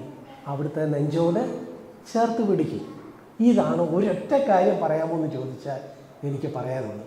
ക്രിസ്തീയ ജീവിതം എത്ര വർഷങ്ങൾ മുന്നോട്ട് പോകട്ടെ, 25 കൊല്ലം, 30 കൊല്ലം, 40 കൊല്ലം, പക്ഷേ എത്ര വർഷങ്ങൾ മുന്നോട്ട് പോയാലും കർത്താവിൻ്റെ സ്വഭാവം അവൻ നിർമ്മലനായിരിക്കുന്നത് പോലെ, ഇതാണ് നമ്മുടെ ക്രൈറ്റീരിയൻ, നമ്മുടെ മാനദണ്ഡമെങ്കിൽ നമ്മൾ എന്ത് ചെയ്യും? നമുക്കെപ്പോഴും ഒരു നിലവിളി ഹൃദയത്തിലുണ്ടാവും. ഈ നിലവിളി നമുക്ക് ആ നിലവിളി മറ്റാളുകളെ കേൾപ്പിക്കണ്ട, നമ്മളും കർത്താവ് മാത്രം കേട്ടാൽ മതി. കാര്യം ആ നിലവിളി കേൾപ്പിക്കാൻ തുടങ്ങിയാൽ പിന്നെ അതിൽ തന്നെ പ്രശംസ കിട്ടും. ഈ ജീവിതം ഒരു കുഴപ്പം പിടിച്ച ജീവിതം. നിങ്ങൾക്ക് ആർക്കെങ്കിലും അങ്ങനെ തോന്നാറുണ്ടോ? എന്ന് വെച്ചാൽ നമുക്ക് നല്ലൊരു ജീവിതമുണ്ടെങ്കിൽ അതിനെക്കുറിച്ച് പ്രശംസിക്കരുതെന്ന് പറഞ്ഞു. നമ്മുടെ കുറവുകളെക്കുറിച്ച് നമ്മൾ എഴുന്നേറ്റ് സാക്ഷ്യം പറയുമ്പോഴും എന്തോ പറ്റും? അബോധപൂർവമായിട്ട് ആളുകളിൽ നിന്ന് ഒരു മഹത്വം നമുക്ക് കിട്ടും. കണ്ടോ ആ സഹോദരൻ ഇത്രയൊക്കെ ആയിട്ടും കണ്ടോ അദ്ദേഹത്തിൻ്റെ താഴ്മ കണ്ടോ? അയ്യോ, തന്നെ ന്യായീകരിക്കാതെ ഒക്കെ പറയുന്നത് കേട്ടോ. പ്രിയപ്പെട്ടവരെ, ദൈവം മുമ്പാകെ ജീവിക്കുക, മനുഷ്യരുടെ മുമ്പാകെ ജീവിക്കാതെ ഇരിക്കുക. നമുക്ക് ആളുകളെ കബളിപ്പിക്കാൻ ഒക്കും, പക്ഷേ ദൈവത്തെ കബളിപ്പിക്കാനായിട്ട് കഴിയില്ല. ഞാൻ പറഞ്ഞു വന്നത് ഇതാ 34-ാം സങ്കീർത്തനത്തിൽ ഒരു പ്രതിസന്ധി, ഒരു പ്രശ്നങ്ങൾ, ആ നിലയിൽ ദാവീദിൻ്റെ മുമ്പാകെ പല നിലയിലുള്ള സമ്മർദ്ദങ്ങൾ വരുമ്പോഴും ആ സമ്മർദ്ദം ദാവീദിനെ എന്തിലേക്ക് നടത്തി? ഒരു നിലവിളിയിലേക്ക് നടത്തി. 51 സങ്കീർത്തനത്തിൽ വന്നപ്പോൾ തൻ്റെ ഒരു തെറ്റിനെക്കുറിച്ചുള്ള തിരിച്ചതിനെ എന്തിലേക്ക് നടത്തി? ഒരു സ്വയന്യായീകരണമില്ലാതെ, ദൈവമേ നിന്നോട് തന്നെ ഞാൻ പാപം ചെയ്തു. ഞാൻ ഊരിയാവിനോടോ ബേശേബയോടോ അല്ല പാപം ചെയ്തത്, നിന്നോട് തന്നെയാണ്. നോക്കുക, ഇതിൻ്റെ 51-ന്റെ 4-ാം വാക്യം, നിന്നോട് തന്നെ ഞാൻ പാപം ചെയ്തു. വേറെ ഒരു സങ്കീർത്തനവും ഈ പശ്ചാത്തലത്തിൽ രചിച്ചിട്ടുണ്ട്. 34-ാം സങ്കീർത്തനത്തിൻ്റെ 2 സങ്കീർത്തനം പുറകിൽ 32-ാം സങ്കീർത്തനവും ബേശേബ സംഭവത്തിന് ശേഷം ദാവീദ് രചിച്ച ഒരു സങ്കീർത്തനമാണെന്നാണ് വേദപണ്ഡിതന്മാർ പറയുന്നത്. അവിടെയും കണ്ടോ, ഞാൻ ആത്മാവിൽ കപടമില്ലാതിരിക്കുന്ന മനുഷ്യനാണ് ഭാഗ്യവാൻ. ലംഘനം ക്ഷമിച്ചും പാപം മറച്ചും കിട്ടിയവനാണ് ഭാഗ്യവാൻ. ഞാനോ, എൻ്റെ കാര്യം എങ്ങനെയാണ്? ഞാൻ അങ്ങനെയൊന്നുമല്ല. ഞാൻ മിണ്ടാതിരുന്നപ്പോൾ നിത്യമായ ഞരക്കത്താൽ എൻ്റെ അസ്ഥികൾ ക്ഷയിച്ചു പോയി. രാവും പകലും നിൻ്റെ കൈ എൻ്റെ മേൽ ഭാരമായിരുന്നു. ഞാൻ ചെയ്ത പാപം, അതിനെക്കുറിച്ചുള്ള ചിന്ത, എൻ്റെ മജ്ജ വേനൽക്കാലത്തെ ഉഷ്ണത്താൽ എന്ന പോലെ വറ്റിപ്പോയി. കണ്ടോ 4-ാമത്തെ വാക്യം. എന്നാൽ 5-ാമത്തെ വാക്യം അവിടെ ഒരു വാതിൽ തുറക്കുന്ന പോലെ. 5-ാമത്തെ വാക്യം എന്താ പറയുന്നത്? ഞാൻ എൻ്റെ പാപം നിന്നോട് അറിയിച്ചു, എൻ്റെ അകൃത്യം മറച്ചതുമില്ല. എൻ്റെ ലംഘനങ്ങളെ യഹോവയോട് ഏറ്റുപറയുമെന്ന് ഞാൻ പറഞ്ഞു. അപ്പോൾ നീ എൻ്റെ പാപത്തിൻ്റെ കുറ്റം ക്ഷമിച്ചു തന്നു. കണ്ടോ പ്രിയപ്പെട്ടവരെ, കർത്താവിൻ്റെ അടുത്ത് ഏത് കൊടിയ പാപത്തിനും എന്തുണ്ട്? കരുണ കിട്ടുന്ന ഇടമാണ്. അതുകൊണ്ടാണ് കർത്താവിനെ നമ്മൾ വിടരുതാത്തത്. വേറെങ്ങും ലോകത്ത് ഇത് കിട്ടുകയില്ല. തെറ്റ് ചെയ്തവൻ എവിടാ? ഇവിടെ ഒരു കോടതിയുടെ മുമ്പാകെ പോയാൽ തെറ്റ് ചെയ്തവൻ എന്തേ കിട്ടുകയുള്ളൂ? ശിക്ഷയെ കിട്ടുകയുള്ളൂ. പക്ഷെ തെറ്റ് ചെയ്തവന് കരുണ കിട്ടുന്ന ഒരു സ്ഥലമേ ഉള്ളൂ. അതെവിടാ? കർത്താവിൻ്റെ അടുത്ത് മാത്രമേ ഉള്ളൂ. നിങ്ങൾ മറ്റ് ഈ മതങ്ങളുടെയൊക്കെ ഒന്ന് വായിച്ച് നോക്ക്. ഞാൻ ചുരുക്കമായിട്ടൊക്കെ ചിലതൊക്കെ വായിച്ചും നോക്കിയിട്ടൊക്കെ ഉണ്ട്. വേറൊരു സാധ്യത ഉണ്ടായിരുന്നെങ്കിൽ ഞാൻ അങ്ങോട്ട് പോയേനേ വരുന്നു. പക്ഷേ വേറെ എങ്ങും ഒരു സാധ്യത കാണാത്തതുകൊണ്ടാണ് ഇവിടെ തന്നെ നിൽക്കുന്നത്. ഇങ്ങനൊരു ദൈവത്തിന് മാത്രമേ ഇങ്ങനെ പെരുമാറാനൊക്കെ ഉള്ളൂ. യേശു ദൈവത്തിന് മാത്രമേ ഇങ്ങനെ നമ്മളോട് കരുണ കാണിക്കാനൊക്കെ ഉള്ളൂ. ആ കരുണയുടെ ഭാഗത്ത് നമുക്ക് നിൽക്കാൻ ഹൃദയനുറുക്കത്തോടെ ചെന്നാൽ നമ്മൾ ഭാഗ്യവാന്മാരാണ്. പ്രിയപ്പെട്ടവരെ, എന്ന് മാത്രമല്ല, സമയം കടന്നു പോകുന്നല്ലോ, ഞാൻ എൻ്റെ വാക്കുകളെ അവസാനിപ്പിക്കാം. എന്ന് മാത്രമല്ല, ഈ നിലയിൽ നോക്കുക, ഈ 2 സങ്കീർത്തനങ്ങൾ നമ്മൾ വായിച്ച 34-ാം സങ്കീർത്തനവും 51-ാം സങ്കീർത്തനവും ദാവീദിൻ്റെ ജീവിതത്തിലെ ഒരു ഇരുണ്ട അധ്യായങ്ങളെ കുറിക്കുന്നത്. ഒന്നെന്താ? എല്ലാവരോടും യുദ്ധം ചെയ്ത് ജയിക്കേണ്ടതിന് പകരം ശത്രുവിൻ്റെ മുമ്പാകെ ഒരു മനോരോഗിയെപ്പോലെ തുപ്പലി ഒലിപ്പിച്ച് ഒരു വിധത്തിൽ ജീവനും കയ്യിലെടുത്ത് പിടിച്ച് ഓടുന്ന രംഗം. അതാണ് 34-ാം സങ്കീർത്തനം. 51-ാം സങ്കീർത്തനമോ എല്ലാവരുടെയും മുമ്പിൽ ഏറ്റവും മോശമായ ഹീനമായ പാപം ചെയ്തത് എക്സ്പോസ്ഡായി, വെളിച്ചത്തായി. നാഥാൻ കൊണ്ടുവന്നത് അത് ദാവീദിൻ്റെ ആ നീതിയുടെ അങ്കിയൊക്കെ കീറി എല്ലാം വെളിച്ചത്തായി. ദാവീദ് അപ്പോഴും ആ നാണക്കേടിൻ്റെ 2 രംഗവും ദാവീദിൻ്റെ നാണക്കേടിൻ്റെ, നമ്മൾ വല്ല ആത്മകഥ എഴുതിയാൽ ഈ 2 ഭാഗങ്ങളും ചിലപ്പോൾ നമ്മളങ്ങ് തമസ്കരിച്ച് കളയും. ഈ ഭാഗങ്ങളൊന്നും പറയുകയില്ല. തുപ്പലൊലിപ്പിച്ച് ഓടിയ കാര്യവും മറ്റേ ബേശേബ സംഭവവും ഒക്കെ നമ്മളങ്ങ് തമസ്കരിച്ച് വേറെ നല്ല കാര്യങ്ങളൊക്കെ എഴുതും. ഗോലിയാത്തിനെ എറിഞ്ഞു കൊന്നതും. പക്ഷേ കണ്ടോ, ദൈവവചനം എത്ര കൃത്യമാണ്. എത്രയും നല്ല ആളാണ്. ദൈവത്തിൻ്റെ ഹൃദയപ്രകാരമുള്ളവൻ, man after God's own heart. Okay, സമ്മതിച്ചു. പക്ഷെ അവൻ്റെ തെറ്റും എന്ത് ചെയ്യല? ദൈവം മറച്ചു വയ്ക്കുകയില്ല. എന്തിനാ മറച്ചു വയ്ക്കാതെ ഇങ്ങനെ രേഖപ്പെടുത്തിയത്? സഹോദര സഹോദരി, എനിക്കും നിനക്കും ഒരു പാഠമാകാൻ വേണ്ടി. നമ്മുടെ ഇങ്ങനെയുള്ള സാഹചര്യങ്ങളിൽ നമ്മൾ എന്ത് വേണം? ദൈവത്തോടടുത്ത് ചെല്ലണം. തകർന്ന ഒരു ഹൃദയം, നുറുങ്ങിയ മനസ്സ്, അങ്ങനെ ചെന്നാൽ ദൈവം നമ്മളെ നീതീകരിക്കും. ദൈവത്തിൻ്റെ പക്ഷപാതിത്വം അങ്ങനെയുള്ളവർക്ക് വേണ്ടിയാണ്. ദൈവത്തിൻ്റെ സന്നിധിയിൽ ഈ തെറ്റുകൾ വരാതെ പോലും നമ്മളെന്താ, കർത്താവിൻ്റെ ആ നിലവാരം വെച്ചാൽ നമുക്ക് എപ്പോഴും ഒരു നിലവിളി ഉണ്ടാവും. നമുക്ക് കർത്താവിൻ്റെ കരുണയുടെ ഭാഗത്ത് നമുക്ക് നിൽക്കാനായിട്ടൊക്കും. ഇതെല്ലാമാണ് നമ്മൾ ഇത്രയും നേരം പറഞ്ഞത്. ഇപ്പോൾ ഞാനൊരു കാര്യം കൂടെ പറഞ്ഞ് ഞാൻ ആ ഭാഗം വിടാം. ഇതായത് 34 സങ്കീർത്തനവും 51 സങ്കീർത്തനവും രണ്ടും ദാവീദിൻ്റെ ഏറ്റവും നിരാശയുടെയും ഏറ്റവും ആ നിലയിൽ ഇരുണ്ട അധ്യായം എന്നൊക്കെ പറയില്ലേ, അദ്ദേഹത്തിൻ്റെ ജീവിതത്തിലെ ഇരുണ്ട അധ്യായം എന്നൊക്കെ വിശേഷിപ്പിക്കാവുന്ന 2 രംഗങ്ങളാണ്. പക്ഷെ ഈ 2 രംഗങ്ങളെ തന്നെ ദൈവത്തിൻ്റെ അടുത്തേക്ക് കൊണ്ടുവന്ന് തകർന്നു നുറുകിയും ഒരു ഹൃദയത്തോടെ ദൈവത്തെ ശരണം പ്രാപിച്ചാൽ ദൈവം എന്ത് ചെയ്യും? ദൈവം അതിനെ അവിടെ തന്നെ ആ വിലാപത്തെ നൃത്തമാക്കി തീർത്തു എന്നൊരു വാക്യമില്ലേ? എൻ്റെ വിലാപത്തെ എന്താക്കി തീർത്തു? വിലാപത്തിൻ്റെ വസ്ത്രം മാറ്റി, വിലാപത്തിൻ്റെ അങ്കിയൊക്കെ മാറ്റി തന്നു എന്നല്ല അവിടെ പറഞ്ഞേക്കുന്നത്. വിലപിച്ചുകൊണ്ടിരുന്ന ആളിനെ എന്താക്കി? നൃത്തം ചെയ്യുന്ന ആളാക്കി മാറ്റി. നേരെ ഓപ്പോസിറ്റായിട്ട് കൊണ്ടുവന്നു. ഹോശേയയുടെ പുസ്തകത്തിൽ അങ്ങനെ ഒരു വാക്യമുണ്ട്. ഹോശേയ എവിടെയാണെന്ന് സംശയമുണ്ടോ? ദാനിയേൽ, ഹോശേയയുടെ പുസ്തകം നോക്കുക. നമ്മൾ അതിൻ്റെ 2-ാം അധ്യായം 15-ാമത്തെ വാക്യം. ഞാൻ അവൾക്ക് മുന്തിരിത്തോട്ടങ്ങളെയും പ്രത്യാശയുടെ വാതിലായി ആഘോർ താഴ്വരയെയും കൊടുക്കും. ഹോശേയ 2:15. കണ്ടോ, ഇസ്രായേലിനെ കുറിച്ചാണ്. ഇസ്രായേലിനെ ദൈവം ആ നിലയിൽ സന്ദർശിച്ച് അവൾക്ക് നന്മ ചെയ്യും, അവൾക്കൊരു പ്രത്യാശയുടെ വാതിൽ തുറന്നു കൊടുക്കും എന്നൊക്കെ പറയുന്ന രംഗമാണിത്. ഇവിടെ കണ്ടോ, ഞാൻ അവൾക്ക് മുന്തിരിത്തോട്ടങ്ങളെയും പ്രത്യാശയുടെ വാതിലായി ആഘോർ താഴ്വരയെയും കൊടുക്കും. ആഘോർ താഴ്വര അതെന്താ? ആഘോർ താഴ്വര പ്രിയപ്പെട്ടവരെ, നമുക്ക് അറിയാവുന്ന ഒരു ഭാഗമാണ് ഈ ആഘോർ താഴ്വര. ആഘോർ താഴ്വര എന്ന് പറയുമ്പോൾ നമുക്ക് ഇസ്രായേലിൻ്റെ ചരിത്രം അറിയാമെങ്കിൽ അതെന്താ? ഇസ്രായേൽ ഏറ്റവും നാണം കെട്ട ഒരു സ്ഥലമാണ്. എവിടെയാണ് അത് രേഖപ്പെടുത്തിയിരിക്കുന്നത്? യോശുവയുടെ പുസ്തകത്തിലാണ്. യോശുവയുടെ പുസ്തകം നമുക്ക് അതെല്ലാം എടുത്ത് വായിക്കേണ്ട. 7-ാം അധ്യായത്തിലേക്ക് വരിക. യോശുവയുടെ പുസ്തകം അതിൻ്റെ 7-ാം അധ്യായത്തിൽ കണ്ടോ, അതിൻ്റെ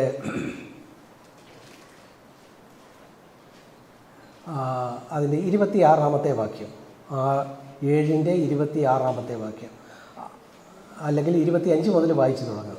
നീ ഞങ്ങളെ വലച്ചതെന്തിന്? യഹോവ ഇന്ന് നിന്നെ വലയ്ക്കും എന്ന് യോശുവ പറഞ്ഞു. പിന്നെ ഇസ്രായേലെല്ലാം അവനെ കല്ലെറിഞ്ഞു. അവരെ തീയിലിട്ട് ചുട്ടുകളയുകയും കല്ലെറിയുകയും ചെയ്തു. അവൻ്റെ മേൽ അവർ ഒരു വലിയ കൽക്കുന്ന് കൂട്ടി, അത് ഇന്ന് വരെ ഇരിക്കുന്നു. ഇങ്ങനെ യഹോവയുടെ ഉഗ്രകോപം മാറി. അതുകൊണ്ട് ആ സ്ഥലത്തിന് ആഘോർ താഴ്വര എന്ന് ഇന്ന് വരെ പേർ പറഞ്ഞു വരുന്നു. എന്താ ഈ സംഭവം? നമുക്കറിയാം. ഞാൻ വേഗത്തിൽ പറയാം. മോശയ്ക്ക് ശേഷം യോശുവ സേനാനായകനായി കനാൻ നാട്ടിലേക്ക് പ്രവേശിക്കുക. കനാൻ നാട്ടിലേക്ക് പ്രവേശിക്കുമ്പോൾ ആദ്യത്തെ അവരുടെ മുമ്പിലുള്ള വെല്ലുവിളി എന്ന് പറയുന്നത് എരീഹോ കോട്ടയായിരുന്നു. എരീഹോ കോട്ട. ആ കോട്ടയിൽ കടക്കാൻ പ്രയാസമാണ്. പല കാര്യങ്ങളും നമുക്കറിയാം, ഞാനത് വിശദീകരിക്കുന്നില്ല. ഒടുവിൽ അവർ ആ കോട്ട കീഴടക്കി. എന്താ? അവസാനത്തേത് ഓരോ ദിവസവും അതിനെ ചുറ്റി നടക്കുക. 7-ാമത്തെ ദിവസം 7 വട്ടം ചുറ്റി നടന്നിട്ട് എല്ലാവരും കൂടെ ആർപ്പിട്ടപ്പോൾ ദൈവം തന്നെ ആ കോട്ട തകർന്നു വീഴാനിടയായി. ഓരോരുത്തർ ചെന്ന് ആ പട്ടണത്തെ കീഴടക്കി.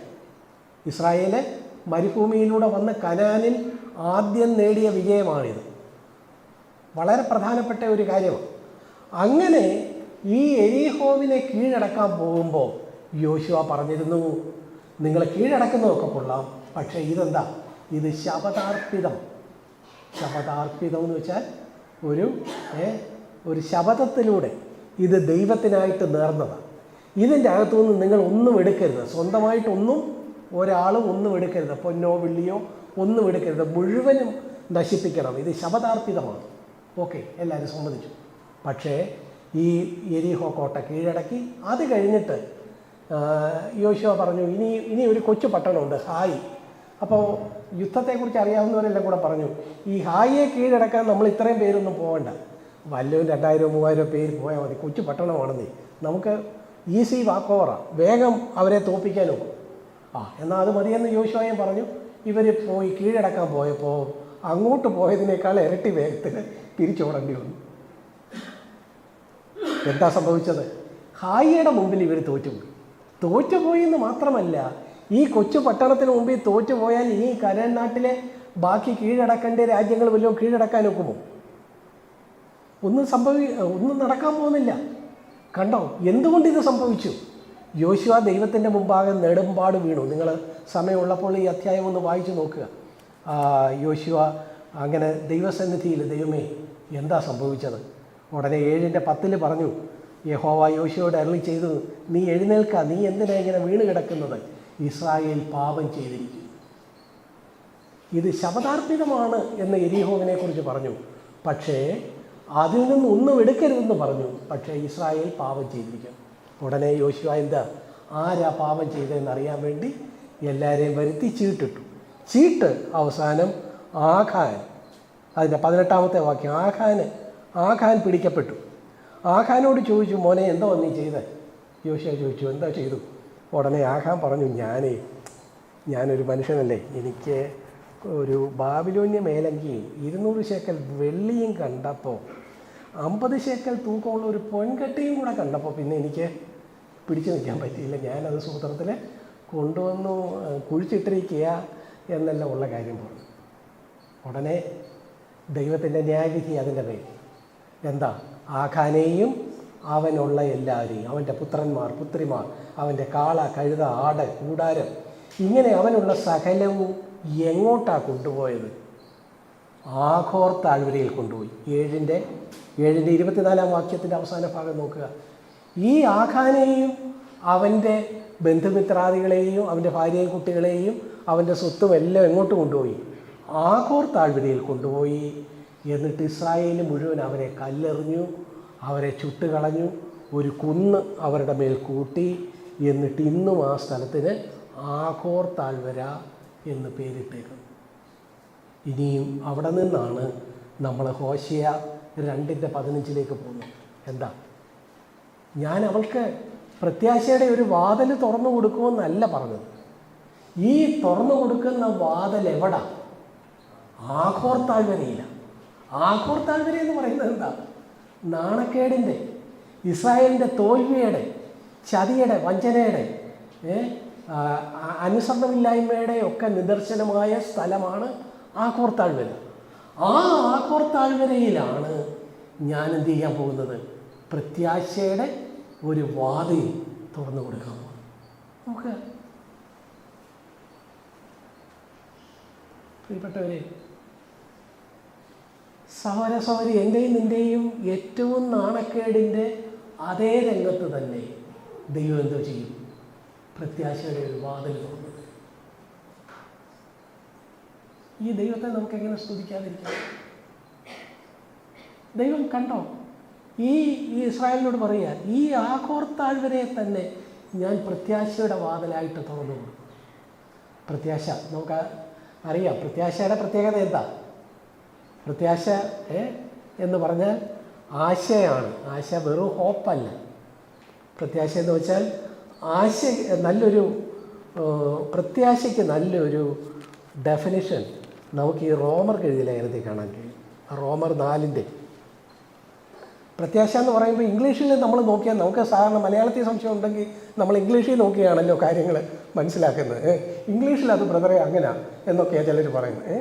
പക്ഷേ ഇംഗ്ലീഷ് ഇത്തവണ നമ്മളെ പ്രത്യാശയുടെ കാര്യം നോക്കിയാൽ അവിടെ എന്താ?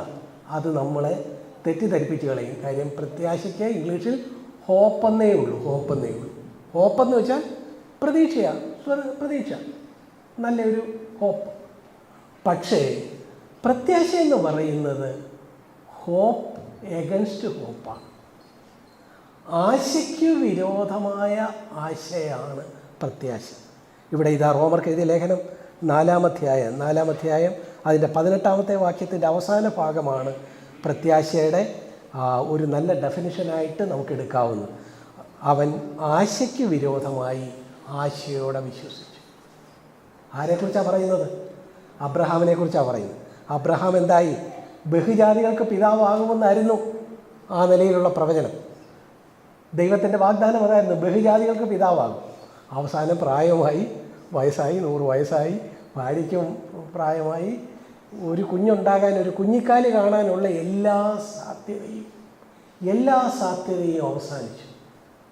അവസാനം സാറാ ചിരിച്ചുപോയി കുഞ്ഞുണ്ടാകുമെന്ന് കേട്ടപ്പോൾ. ചിരിച്ചോ എന്ന് ചോദിച്ചപ്പോൾ ഞാൻ ചിരിച്ചില്ല, ഞാൻ ഇങ്ങനെ സമയമില്ലാത്തതുകൊണ്ട് അതിലേക്ക് കിടക്കുന്നില്ല. പ്രിയപ്പെട്ടവരെ നോക്കുക, ആശ പോയി. ഒരു കുഞ്ഞിക്കാല് കാണാനുള്ള അവസാനത്തെ പ്രതീക്ഷയ്ക്കും ആ തിരിയും കെട്ടുപോയി. പക്ഷേ പ്രത്യാശ എന്ന് പറയുന്നത് എന്താണെന്നറിയാമോ? ആശയില്ലാത്തടത്ത് ആശയുടെ പുതിയ നാമ്പ് രൂപപ്പെടുന്നതാണ് പ്രത്യാശ. ആശയ്ക്ക് വിരോധമായി ആശയോടെ വിശ്വസിക്കുന്നതാണ് പ്രത്യാശ. പ്രിയപ്പെട്ടവരെ, ആ പ്രത്യാശയുടെ വാതിലായിട്ടാണ് ആഘോർ താഴ്വര. ആഘോർ താഴ്വരയിൽ എന്തെങ്കിലും പ്രതീക്ഷിക്കാനുണ്ടോ? ഒന്നും പ്രതീക്ഷിക്കാനില്ല. നാണക്കേടിൻ്റെ ചരിത്രം മാത്രമേ ഉള്ളൂ, ഇരുണ്ട അധ്യായം മാത്രമാണ്. പക്ഷേ അവിടെ എന്താ? അവിടെയാണ് പ്രത്യാശയുടെ ഒരു വാതിൽ ദൈവം തുറന്നു തരുന്നത്. പ്രിയപ്പെട്ടവർ, ഇതൊക്കെ അബ്രഹാമിൻ്റെ കാര്യമോ ആഹാന്റെ കാര്യമോ യോശുവയുടെ കാര്യമായിട്ടല്ല നമ്മൾ കാണേണ്ടത്. നമ്മളെന്താ കാണേണ്ടത്? എൻ്റെയും നിങ്ങളുടെയും ജീവിതമായിട്ട് കാണുക. ഇന്ന് ദൈവസന്നിധിയിലായിരിക്കുമ്പോൾ ഏതെങ്കിലും ഒരു ആഘോർ താഴ്വരയുടെ ഓർമ്മയാണോ സഹോദര സഹോദരി നീ ഞാൻ കൊണ്ടു നടക്കുന്നത്? ഈ വചനത്തെ ഒരു വാഗ്ദാന വചനമായിട്ടെടുക്കുക. ഞാൻ അവൾക്ക് മുന്തിരിത്തോട്ടങ്ങളെയും പ്രത്യാശയുടെ വാതിലായി ആഘോർ താഴ്വരയെയും കൊടുക്കും. പ്രിയപ്പെട്ടവരെ, നമുക്ക് ദൈവത്തിൻ്റെ സന്നിധിയിൽ ആ നിലയിൽ ദൈവം നമ്മളെ വിളിച്ചിരിക്കുന്നു. ദൈവപ്രത്യാശ എന്നൊക്കെ പറഞ്ഞാൽ ഇതിനെയൊക്കെ കേവലം നമുക്കൊത്തിരി പരിചയം കൊണ്ട് പലപ്പോഴും ഈ വാക്കുകൾ ഒക്കെ നമുക്ക് ഉണ്ടാക്കേണ്ട ആ ഒരു അർത്ഥബോധം പലപ്പോഴും നമുക്കങ്ങ് നഷ്ടമായി പോകും. പ്രത്യാശ എന്തുവാ പ്രത്യാശ? സഹോദര, ആശയ്ക്ക് വിരോധമായി ആശ തരുന്ന വിശ്വാസമാണ്. ഇപ്പോൾ ഇതിനൊരു പോംവഴി കാണുന്നില്ലേ? 4 വശത്തും അടഞ്ഞു, മുമ്പും പിമ്പും എല്ലാം അടഞ്ഞു. മുമ്പും പിമ്പും അടച്ച് നിൻ്റെ കൈ എൻ്റെ മേൽ ഭാരമായിട്ട് വെച്ചിരിക്കുന്നു. പോകാനൊരിടവുമില്ല. ആശയെല്ലാം നഷ്ടമായി. പക്ഷെ അവിടെയാണ് പ്രത്യാശയുടെ നാമം. ആഘോർ താഴ്വരയിൽ ഒരു പ്രതീക്ഷയ്ക്ക് സാധ്യതയില്ല. അവിടെ തന്നെ നോക്കുക, ദാവീദിൻ്റെ ജീവിതത്തിലേക്ക് മടങ്ങി വരിക. ഈ ബേത്ശേബ സംഭവമൊക്കെ ദാവീദിനെ എന്താക്കി തീർത്തു? ദാവീദിനെ കൂടുതൽ എളിമയുള്ളവനാക്കി തീർത്തു. പിന്നീട് നമുക്കറിയാം, അബ്ശാലോമിനെ പേടിച്ച് പോകുമ്പോൾ ഒരുത്തൻ വന്നിട്ട്, ശിമയി എന്നും പറഞ്ഞൊരുത്തൻ, ശൗലിൻ്റെ ഒരു ചാർച്ചക്കാരനാണ്, വന്നിട്ട് ദുഷ്ടാ പോ, നീ ശരിയാകുകയില്ല, നിൻ്റെ കയ്യിലിരിപ്പ് കൊണ്ട് നിൻ്റെ മഹം പോലും നിനക്കെതിരായി, ദുഷ്ടാ പോന്നും പറഞ്ഞ് മണലും ഒക്കെ വാരി ദാവീദിനെ എറിഞ്ഞു. ഉടനെ കൂടെ ഉണ്ടായിരുന്ന സേനാധിപൻ ചോദിച്ചു, ഈ ചത്ത നായെപ്പോലുള്ള ഇവൻ്റെ ചീത്തയും കേട്ടുകൊണ്ട് എന്തിനാ നിൽക്കുന്നത്? ഞാൻ ചെന്ന് ഒറ്റ വെട്ടിന് അവനെ തീർത്ത് കളയട്ടെ. ഉടനെ ദാവീദ് എന്താ പറഞ്ഞു? അവനെ ഒരാൾ വിട്ടതാണ്. ആരാ? ദൈവം വിട്ടതാണ്. ദാവീദിനെ പോയി ശപിക്കാമെന്ന് പറഞ്ഞു വിട്ടതാണ്. അപ്പം ഈ ശിമയി ആരാ? ദൈവത്തിൻ്റെ വിലയേറിയ ദാസൻ അല്ലേ? ദൈവത്തിൻ്റെ ദൗത്യവുമായിട്ട് വരുന്നവനെയല്ലേ നമ്മൾ ദൈവത്തിൻ്റെ വിലയേറിയ ദാസൻ എന്നൊക്കെ പറയുന്നത് മനസ്സിലാകുന്നില്ലേ പ്രിയപ്പെട്ടവർ? അപ്പോൾ അങ്ങനെ എന്തുകൊണ്ട് പെരുമാറാനിടയായി? ദാവീദിൻ്റെ ഈ ബേത്ശേബ സംഭവത്തിന് മുമ്പും പിമ്പും ചരിത്രത്തെ മുഴുവൻ AD എന്നും BC എന്നും 2 തിരിക്കുമെന്ന് പറഞ്ഞ പോലെ നിങ്ങൾ ദാവീദിൻ്റെ ചരിത്രം എടുത്ത് പഠിച്ചു നോക്കുക. ബേത്ശേബ സംഭവത്തിന് മുമ്പും പിമ്പും ദാവീദിന് ഒത്തിരി വ്യത്യാസം വന്നിട്ടുണ്ട്.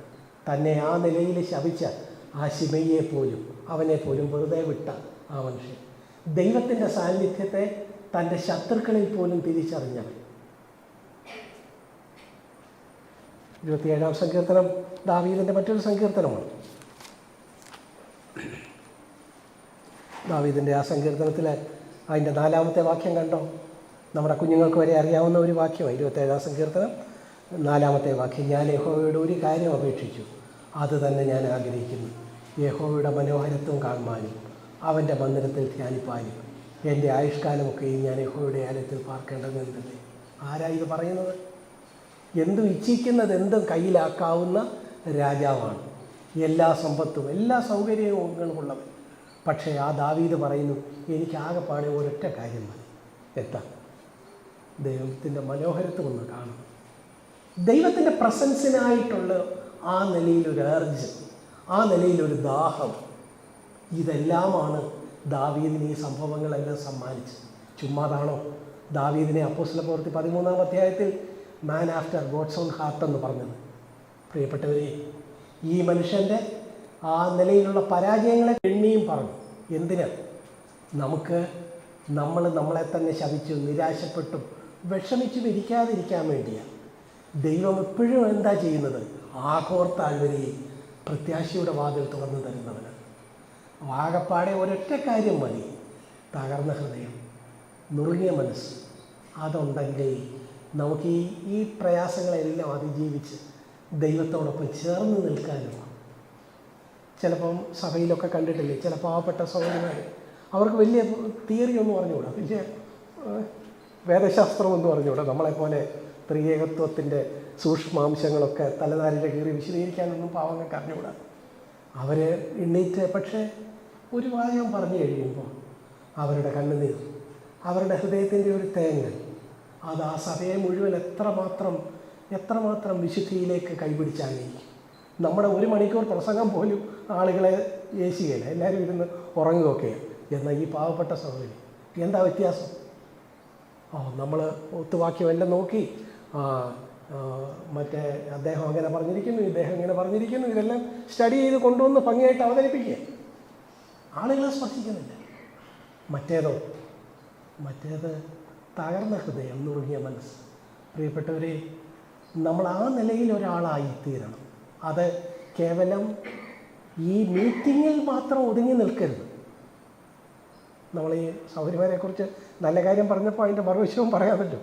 അതായത് ഈ സാക്ഷ്യങ്ങളൊക്കെ നിങ്ങൾ കേട്ടിട്ടുണ്ടോ? സാക്ഷ്യങ്ങളൊക്കെ കേൾക്കുമ്പോൾ ചിലപ്പം ഈ സഹോദരിമാരൊക്കെ അവരവരെ അങ്ങ് കുറ്റപ്പെടുത്തി, അയ്യോ കൃമിയും പുഴുവും ദോഷിയും പുല്ലും എല്ലാമായ ഞാൻ കൃമി അവനെന്നെ വിശേഷിപ്പിക്കുക, കൃമി. പക്ഷേ ഈ കൃമി എന്ന് പറയുന്ന ഈ അമ്മയുണ്ടല്ലോ, ഞായറാഴ്ച ഉച്ച കഴിഞ്ഞ് മരുമോടെ മുമ്പിൽ നിൽക്കുമ്പം മൂർഖം പാമ്പിൻ്റെ കൂട്ടാൻ നിൽക്കുന്നു. കൃമി എന്നാണ് നേരത്തെ പറഞ്ഞത്. ഞാൻ പറഞ്ഞത് തകർച്ച, നുറുക്കം ഒരു മീറ്റിങ്ങിൽ മാത്രം കൊണ്ട് നടക്കേണ്ട ഒരു കാര്യമല്ല. ഇതിനെ ജീവിതത്തിലുടനീളം കൊണ്ട് നടക്കണം. നമുക്കെന്താ, നമ്മൾ വിചാരിക്കുന്ന പോലെ ആരും നമ്മളോട് പെരുമാറുകയില്ല, നമ്മുടെ മരുമക്കളും പെരുമാറുകയില്ല. പക്ഷേ എന്താ, ശിമെയിയെ ദൈവത്തിൻ്റെ ദാസനായിട്ട് കണ്ട ദാവീദ്, ആ ഒരു തകർച്ച, ഹൃദയനുറുക്കമുണ്ടെങ്കിൽ നമുക്കെല്ലാവരെയും വെറുതെ വിടാനായിട്ട് വരും. ഒരാളോട് നമുക്കൊരു പ്രയാസമില്ല. ദൈവം അനുവദിച്ചു, അവനെ പോയി ശപിക്കാമെന്ന് പറഞ്ഞ് ദൈവം വിട്ടപ്പം പാവം ശിമയ്ക്ക് വന്ന് ശപിക്കാതിരിക്കാൻ നോക്കും. അവനെ ഞാൻ കൊല്ലാം, അയ്യോ അവനൊരു ചായ വാങ്ങിച്ചു കൊടുക്കാം. പ്രിയപ്പെട്ടവരെ കണ്ടോ, കാഴ്ചപ്പാട് മാറിപ്പോവും. ഇതൊക്കെ കേവലം തിയറിയായിട്ടിരിക്കാതെ ഇതിനെ യാഥാർത്ഥ്യത്തിലേക്ക്, ജീവിതത്തിലേക്ക് കൊണ്ടുവരിക. എന്നാലേ ഇതെല്ലാം നമുക്ക് പ്രയോജനപ്പെടുകയുള്ളൂ. അല്ലാതെ നമ്മളിത് കേവലം ചില ആശയങ്ങളായിട്ട്, ചില സിദ്ധാന്തങ്ങളായിട്ട് വിരിക്കരുത്. അതുപോലെ തന്നെ ദൈവം എന്താ ചെയ്യുന്നത്? ദൈവം നമ്മെയാണ് നോക്കുന്നത്, നമ്മുടെ ഹൃദയത്തെയാണ് നോക്കുന്നത്, നമ്മുടെ പെർഫോമൻസിനെയല്ല. എന്താ പറഞ്ഞത്? നമ്മൾ ചിലപ്പോൾ മീറ്റിങ്ങിലൊക്കെ ഇരിക്കുമ്പോൾ നമ്മൾ പറയും, നമുക്ക് ഇപ്പോൾ ആരാധിക്കാം, നമുക്ക് ഉടനെ കൈ ഉയർത്താം, നമുക്കത് പറയാം, ഇതെല്ലാം. അപ്പം നമ്മൾ അബോധപൂർവമാണെങ്കിലും നമ്മളിവിടെ മീറ്റിംഗ് സ്ഥലത്ത് വന്നിട്ട് ചെയ്യുന്ന ഒരു പെർഫോമൻസ് ദൈവത്തെ തൃപ്തിപ്പെടുത്തുമെന്ന് നമ്മൾ അബോധപൂർവം ചിന്തിച്ചു പോയിട്ടുണ്ടോ? ഇതിൻ്റെ അർത്ഥം കൈ പൊക്കണ്ടെന്നല്ല, ദൈവത്തെ സ്തുതിക്കേണ്ടെന്നല്ല. നിങ്ങളെക്കാളൊക്കെ കൈ പൊക്കുകയും ദൈവത്തെ സ്തുതിക്കുകയും ഒക്കെ ചെയ്യുന്ന ആൾ തന്നെയല്ല. എങ്കിലും കാര്യങ്ങളെക്കുറിച്ച് നമുക്കൊരു വ്യക്തത ഉണ്ടാവണം. ദൈവം, സഹോദര സഹോദരി, എന്നെയും നിന്നയിലുമാണ് ദൈവത്തിന് താല്പര്യം, നമ്മുടെ പെർഫോമൻസിലല്ല, നമ്മുടെ പരിപാടികളിലല്ല. നമ്മുടെ പരിപാടി എന്തിൽ നിന്നും ഉരുത്തിരിയണം? നമ്മിൽ നിന്ന് തന്നെ, നമ്മുടെ യഥാർത്ഥമായ ജീവിതത്തിൽ നിന്ന് തന്നെ ഉരുത്തിരിയുന്നതാവണം നമ്മുടെ ആരാധനയായാലും നമ്മുടെ പ്രോഗ്രാമുകളായാലും. അല്ലാതെ ഇത് രണ്ടായിട്ട് കിടന്നാൽ ദൈവം ഇൻട്രസ്റ്റഡ് ആയിരിക്കുന്നത് എന്തിലാണ്? ആ വ്യക്തിയിലാണ്. ആ വ്യക്തിയുടെ ഹൃദയം നുറുങ്ങിയിട്ടുണ്ടോ? അവനെക്കുറിച്ച് തന്നെയുള്ള ചിന്ത എന്താ? ഈ കാര്യങ്ങളാണ് ദൈവം നോക്കുന്നത്. എങ്ങനെ നമുക്ക് നമ്മളെക്കുറിച്ച് തന്നെ താഴ്മയുള്ള ചിന്തയിൽ എപ്പോഴും നിൽക്കാൻ കഴിയും? നമ്മൾ റോമർ 8:29 നമ്മൾ വായിച്ചതുപോലെ ദൈവത്തെ, കർത്താവിനെ തന്നെ നമുക്കൊരു നിലവാരമായിട്ട് വയ്ക്കാം. ഇതിനു വേണ്ടി ആ കർത്താവ് ഈ ഭൂമിയിൽ വന്നത്. ഞാൻ ചിലപ്പോൾ ഇരുന്ന് ചിന്തിച്ചിട്ടുണ്ട് ഇടാ പാപത്തിൻ്റെ പരിഹാരം വരുത്താനാണ് കർത്താവ് ഭൂമിയിൽ വന്നത് എന്നാണല്ലോ നമ്മളെല്ലാം പറയുന്നത്. പാപത്തിൻ്റെ പരിഹാരം കാൽവരി ക്രൂശിലാണ് വരുത്തിയത്. എന്നാൽ പിന്നെ കർത്താവിന് നേരെ ഇനി വന്ന് 30-ആം വയസ്സിലോ 32-ആം വയസ്സിലോ വന്ന് 33-ആം വയസ്സിലങ്ങ് മരിച്ചാൽ പോരായിരുന്നു. വെറുതെ എന്തിനാ 10-30 വർഷം പാഴാക്കിയത് ഈ ഭൂമിയിൽ? തച്ചൻ്റെ പണിശാലയിലും മറിയുടെയും ജോസഫിൻ്റെയും കൂടെ തന്നെ വിശ്വസിക്കാത്ത സഹോദരങ്ങളുടെ കൂട്ടത്തിലും വീട്ടിലുമൊക്കെ എന്തിനാ ഇങ്ങനെ പാഴാക്കിയത്? അപ്പോൾ പ്രിയപ്പെട്ടവരെ, ആ ജീവിതം എന്തിനായിരുന്നു? എങ്ങനെയാണ് ഈ ലോകത്ത് തന്നെ അംഗീകരിക്കാത്ത ആളുകളുടെ ഇടയിൽ ജീവിച്ചാലും ആരോടും ഒരു കയ്പില്ലാതെ സ്നേഹത്തോടെ പെരുമാറാൻ, പിതാവിന് പ്രസാദകരമായിട്ട് ജീവിക്കാൻ എങ്ങനെ കഴിയും എന്നുള്ളതിന് നമുക്കൊരു മാതൃകയാകാൻ വേണ്ടിയാണ് കർത്താവ് വന്ന് ഈ 33 വർഷം ജീവിച്ച് കാണിച്ചത്. കേവലം ക്രൂശിൽ മരിക്കാൻ വേണ്ടി മാത്രമായിരുന്നു അന്നേരം വന്നാൽ മതിയായിരുന്നല്ലോ. ഈ 33 വർഷവും നമ്മൾ പ്രയോജനമായിട്ട് എടുക്കണം. ക്രൂശിലെ രക്തത്തെ നമ്മൾ പ്രയോജനമായിട്ട് എടുത്തിട്ടുണ്ട്, ഓക്കെ, സമ്മതിച്ചു. പക്ഷേ കർത്താവിൻ്റെ ഈ ജീവിതമോ? ഇതെല്ലാം അറിയാവുന്ന പത്രോസ് പറയുന്നു, അവൻ നിങ്ങൾക്ക് മുമ്പാകെ ഒരു കാൽച്ചുവട് വെച്ചേച്ചു പോയി. അതാണ്, ആ കാഴ്ചപ്പാടാണ് നമ്മുടെ നിലവാരമെങ്കിൽ നമ്മൾ എന്നും ഒരു നിലവിളിയിലായിരിക്കും. നമുക്ക് മറ്റൊരാളെ നേരെ ചൂണ്ടാൻ ഒരു വിരലുണ്ടാവുകയില്ല. നമ്മൾ ആ ചൂണ്ടേണ്ട വിരലുകളെല്ലാം മടക്കി പിടിച്ച് സ്വന്തം മാറത്തടിക്കും. സ്വന്തം മാറത്തടിച്ചാൽ നീതീകരിക്കപ്പെട്ടവനായിട്ട്, ദൈവസന്നിധിയിൽ നീതീകരിക്കപ്പെട്ടവനായിട്ടിരിക്കാനായിട്ടും നമുക്കത് പോരെ.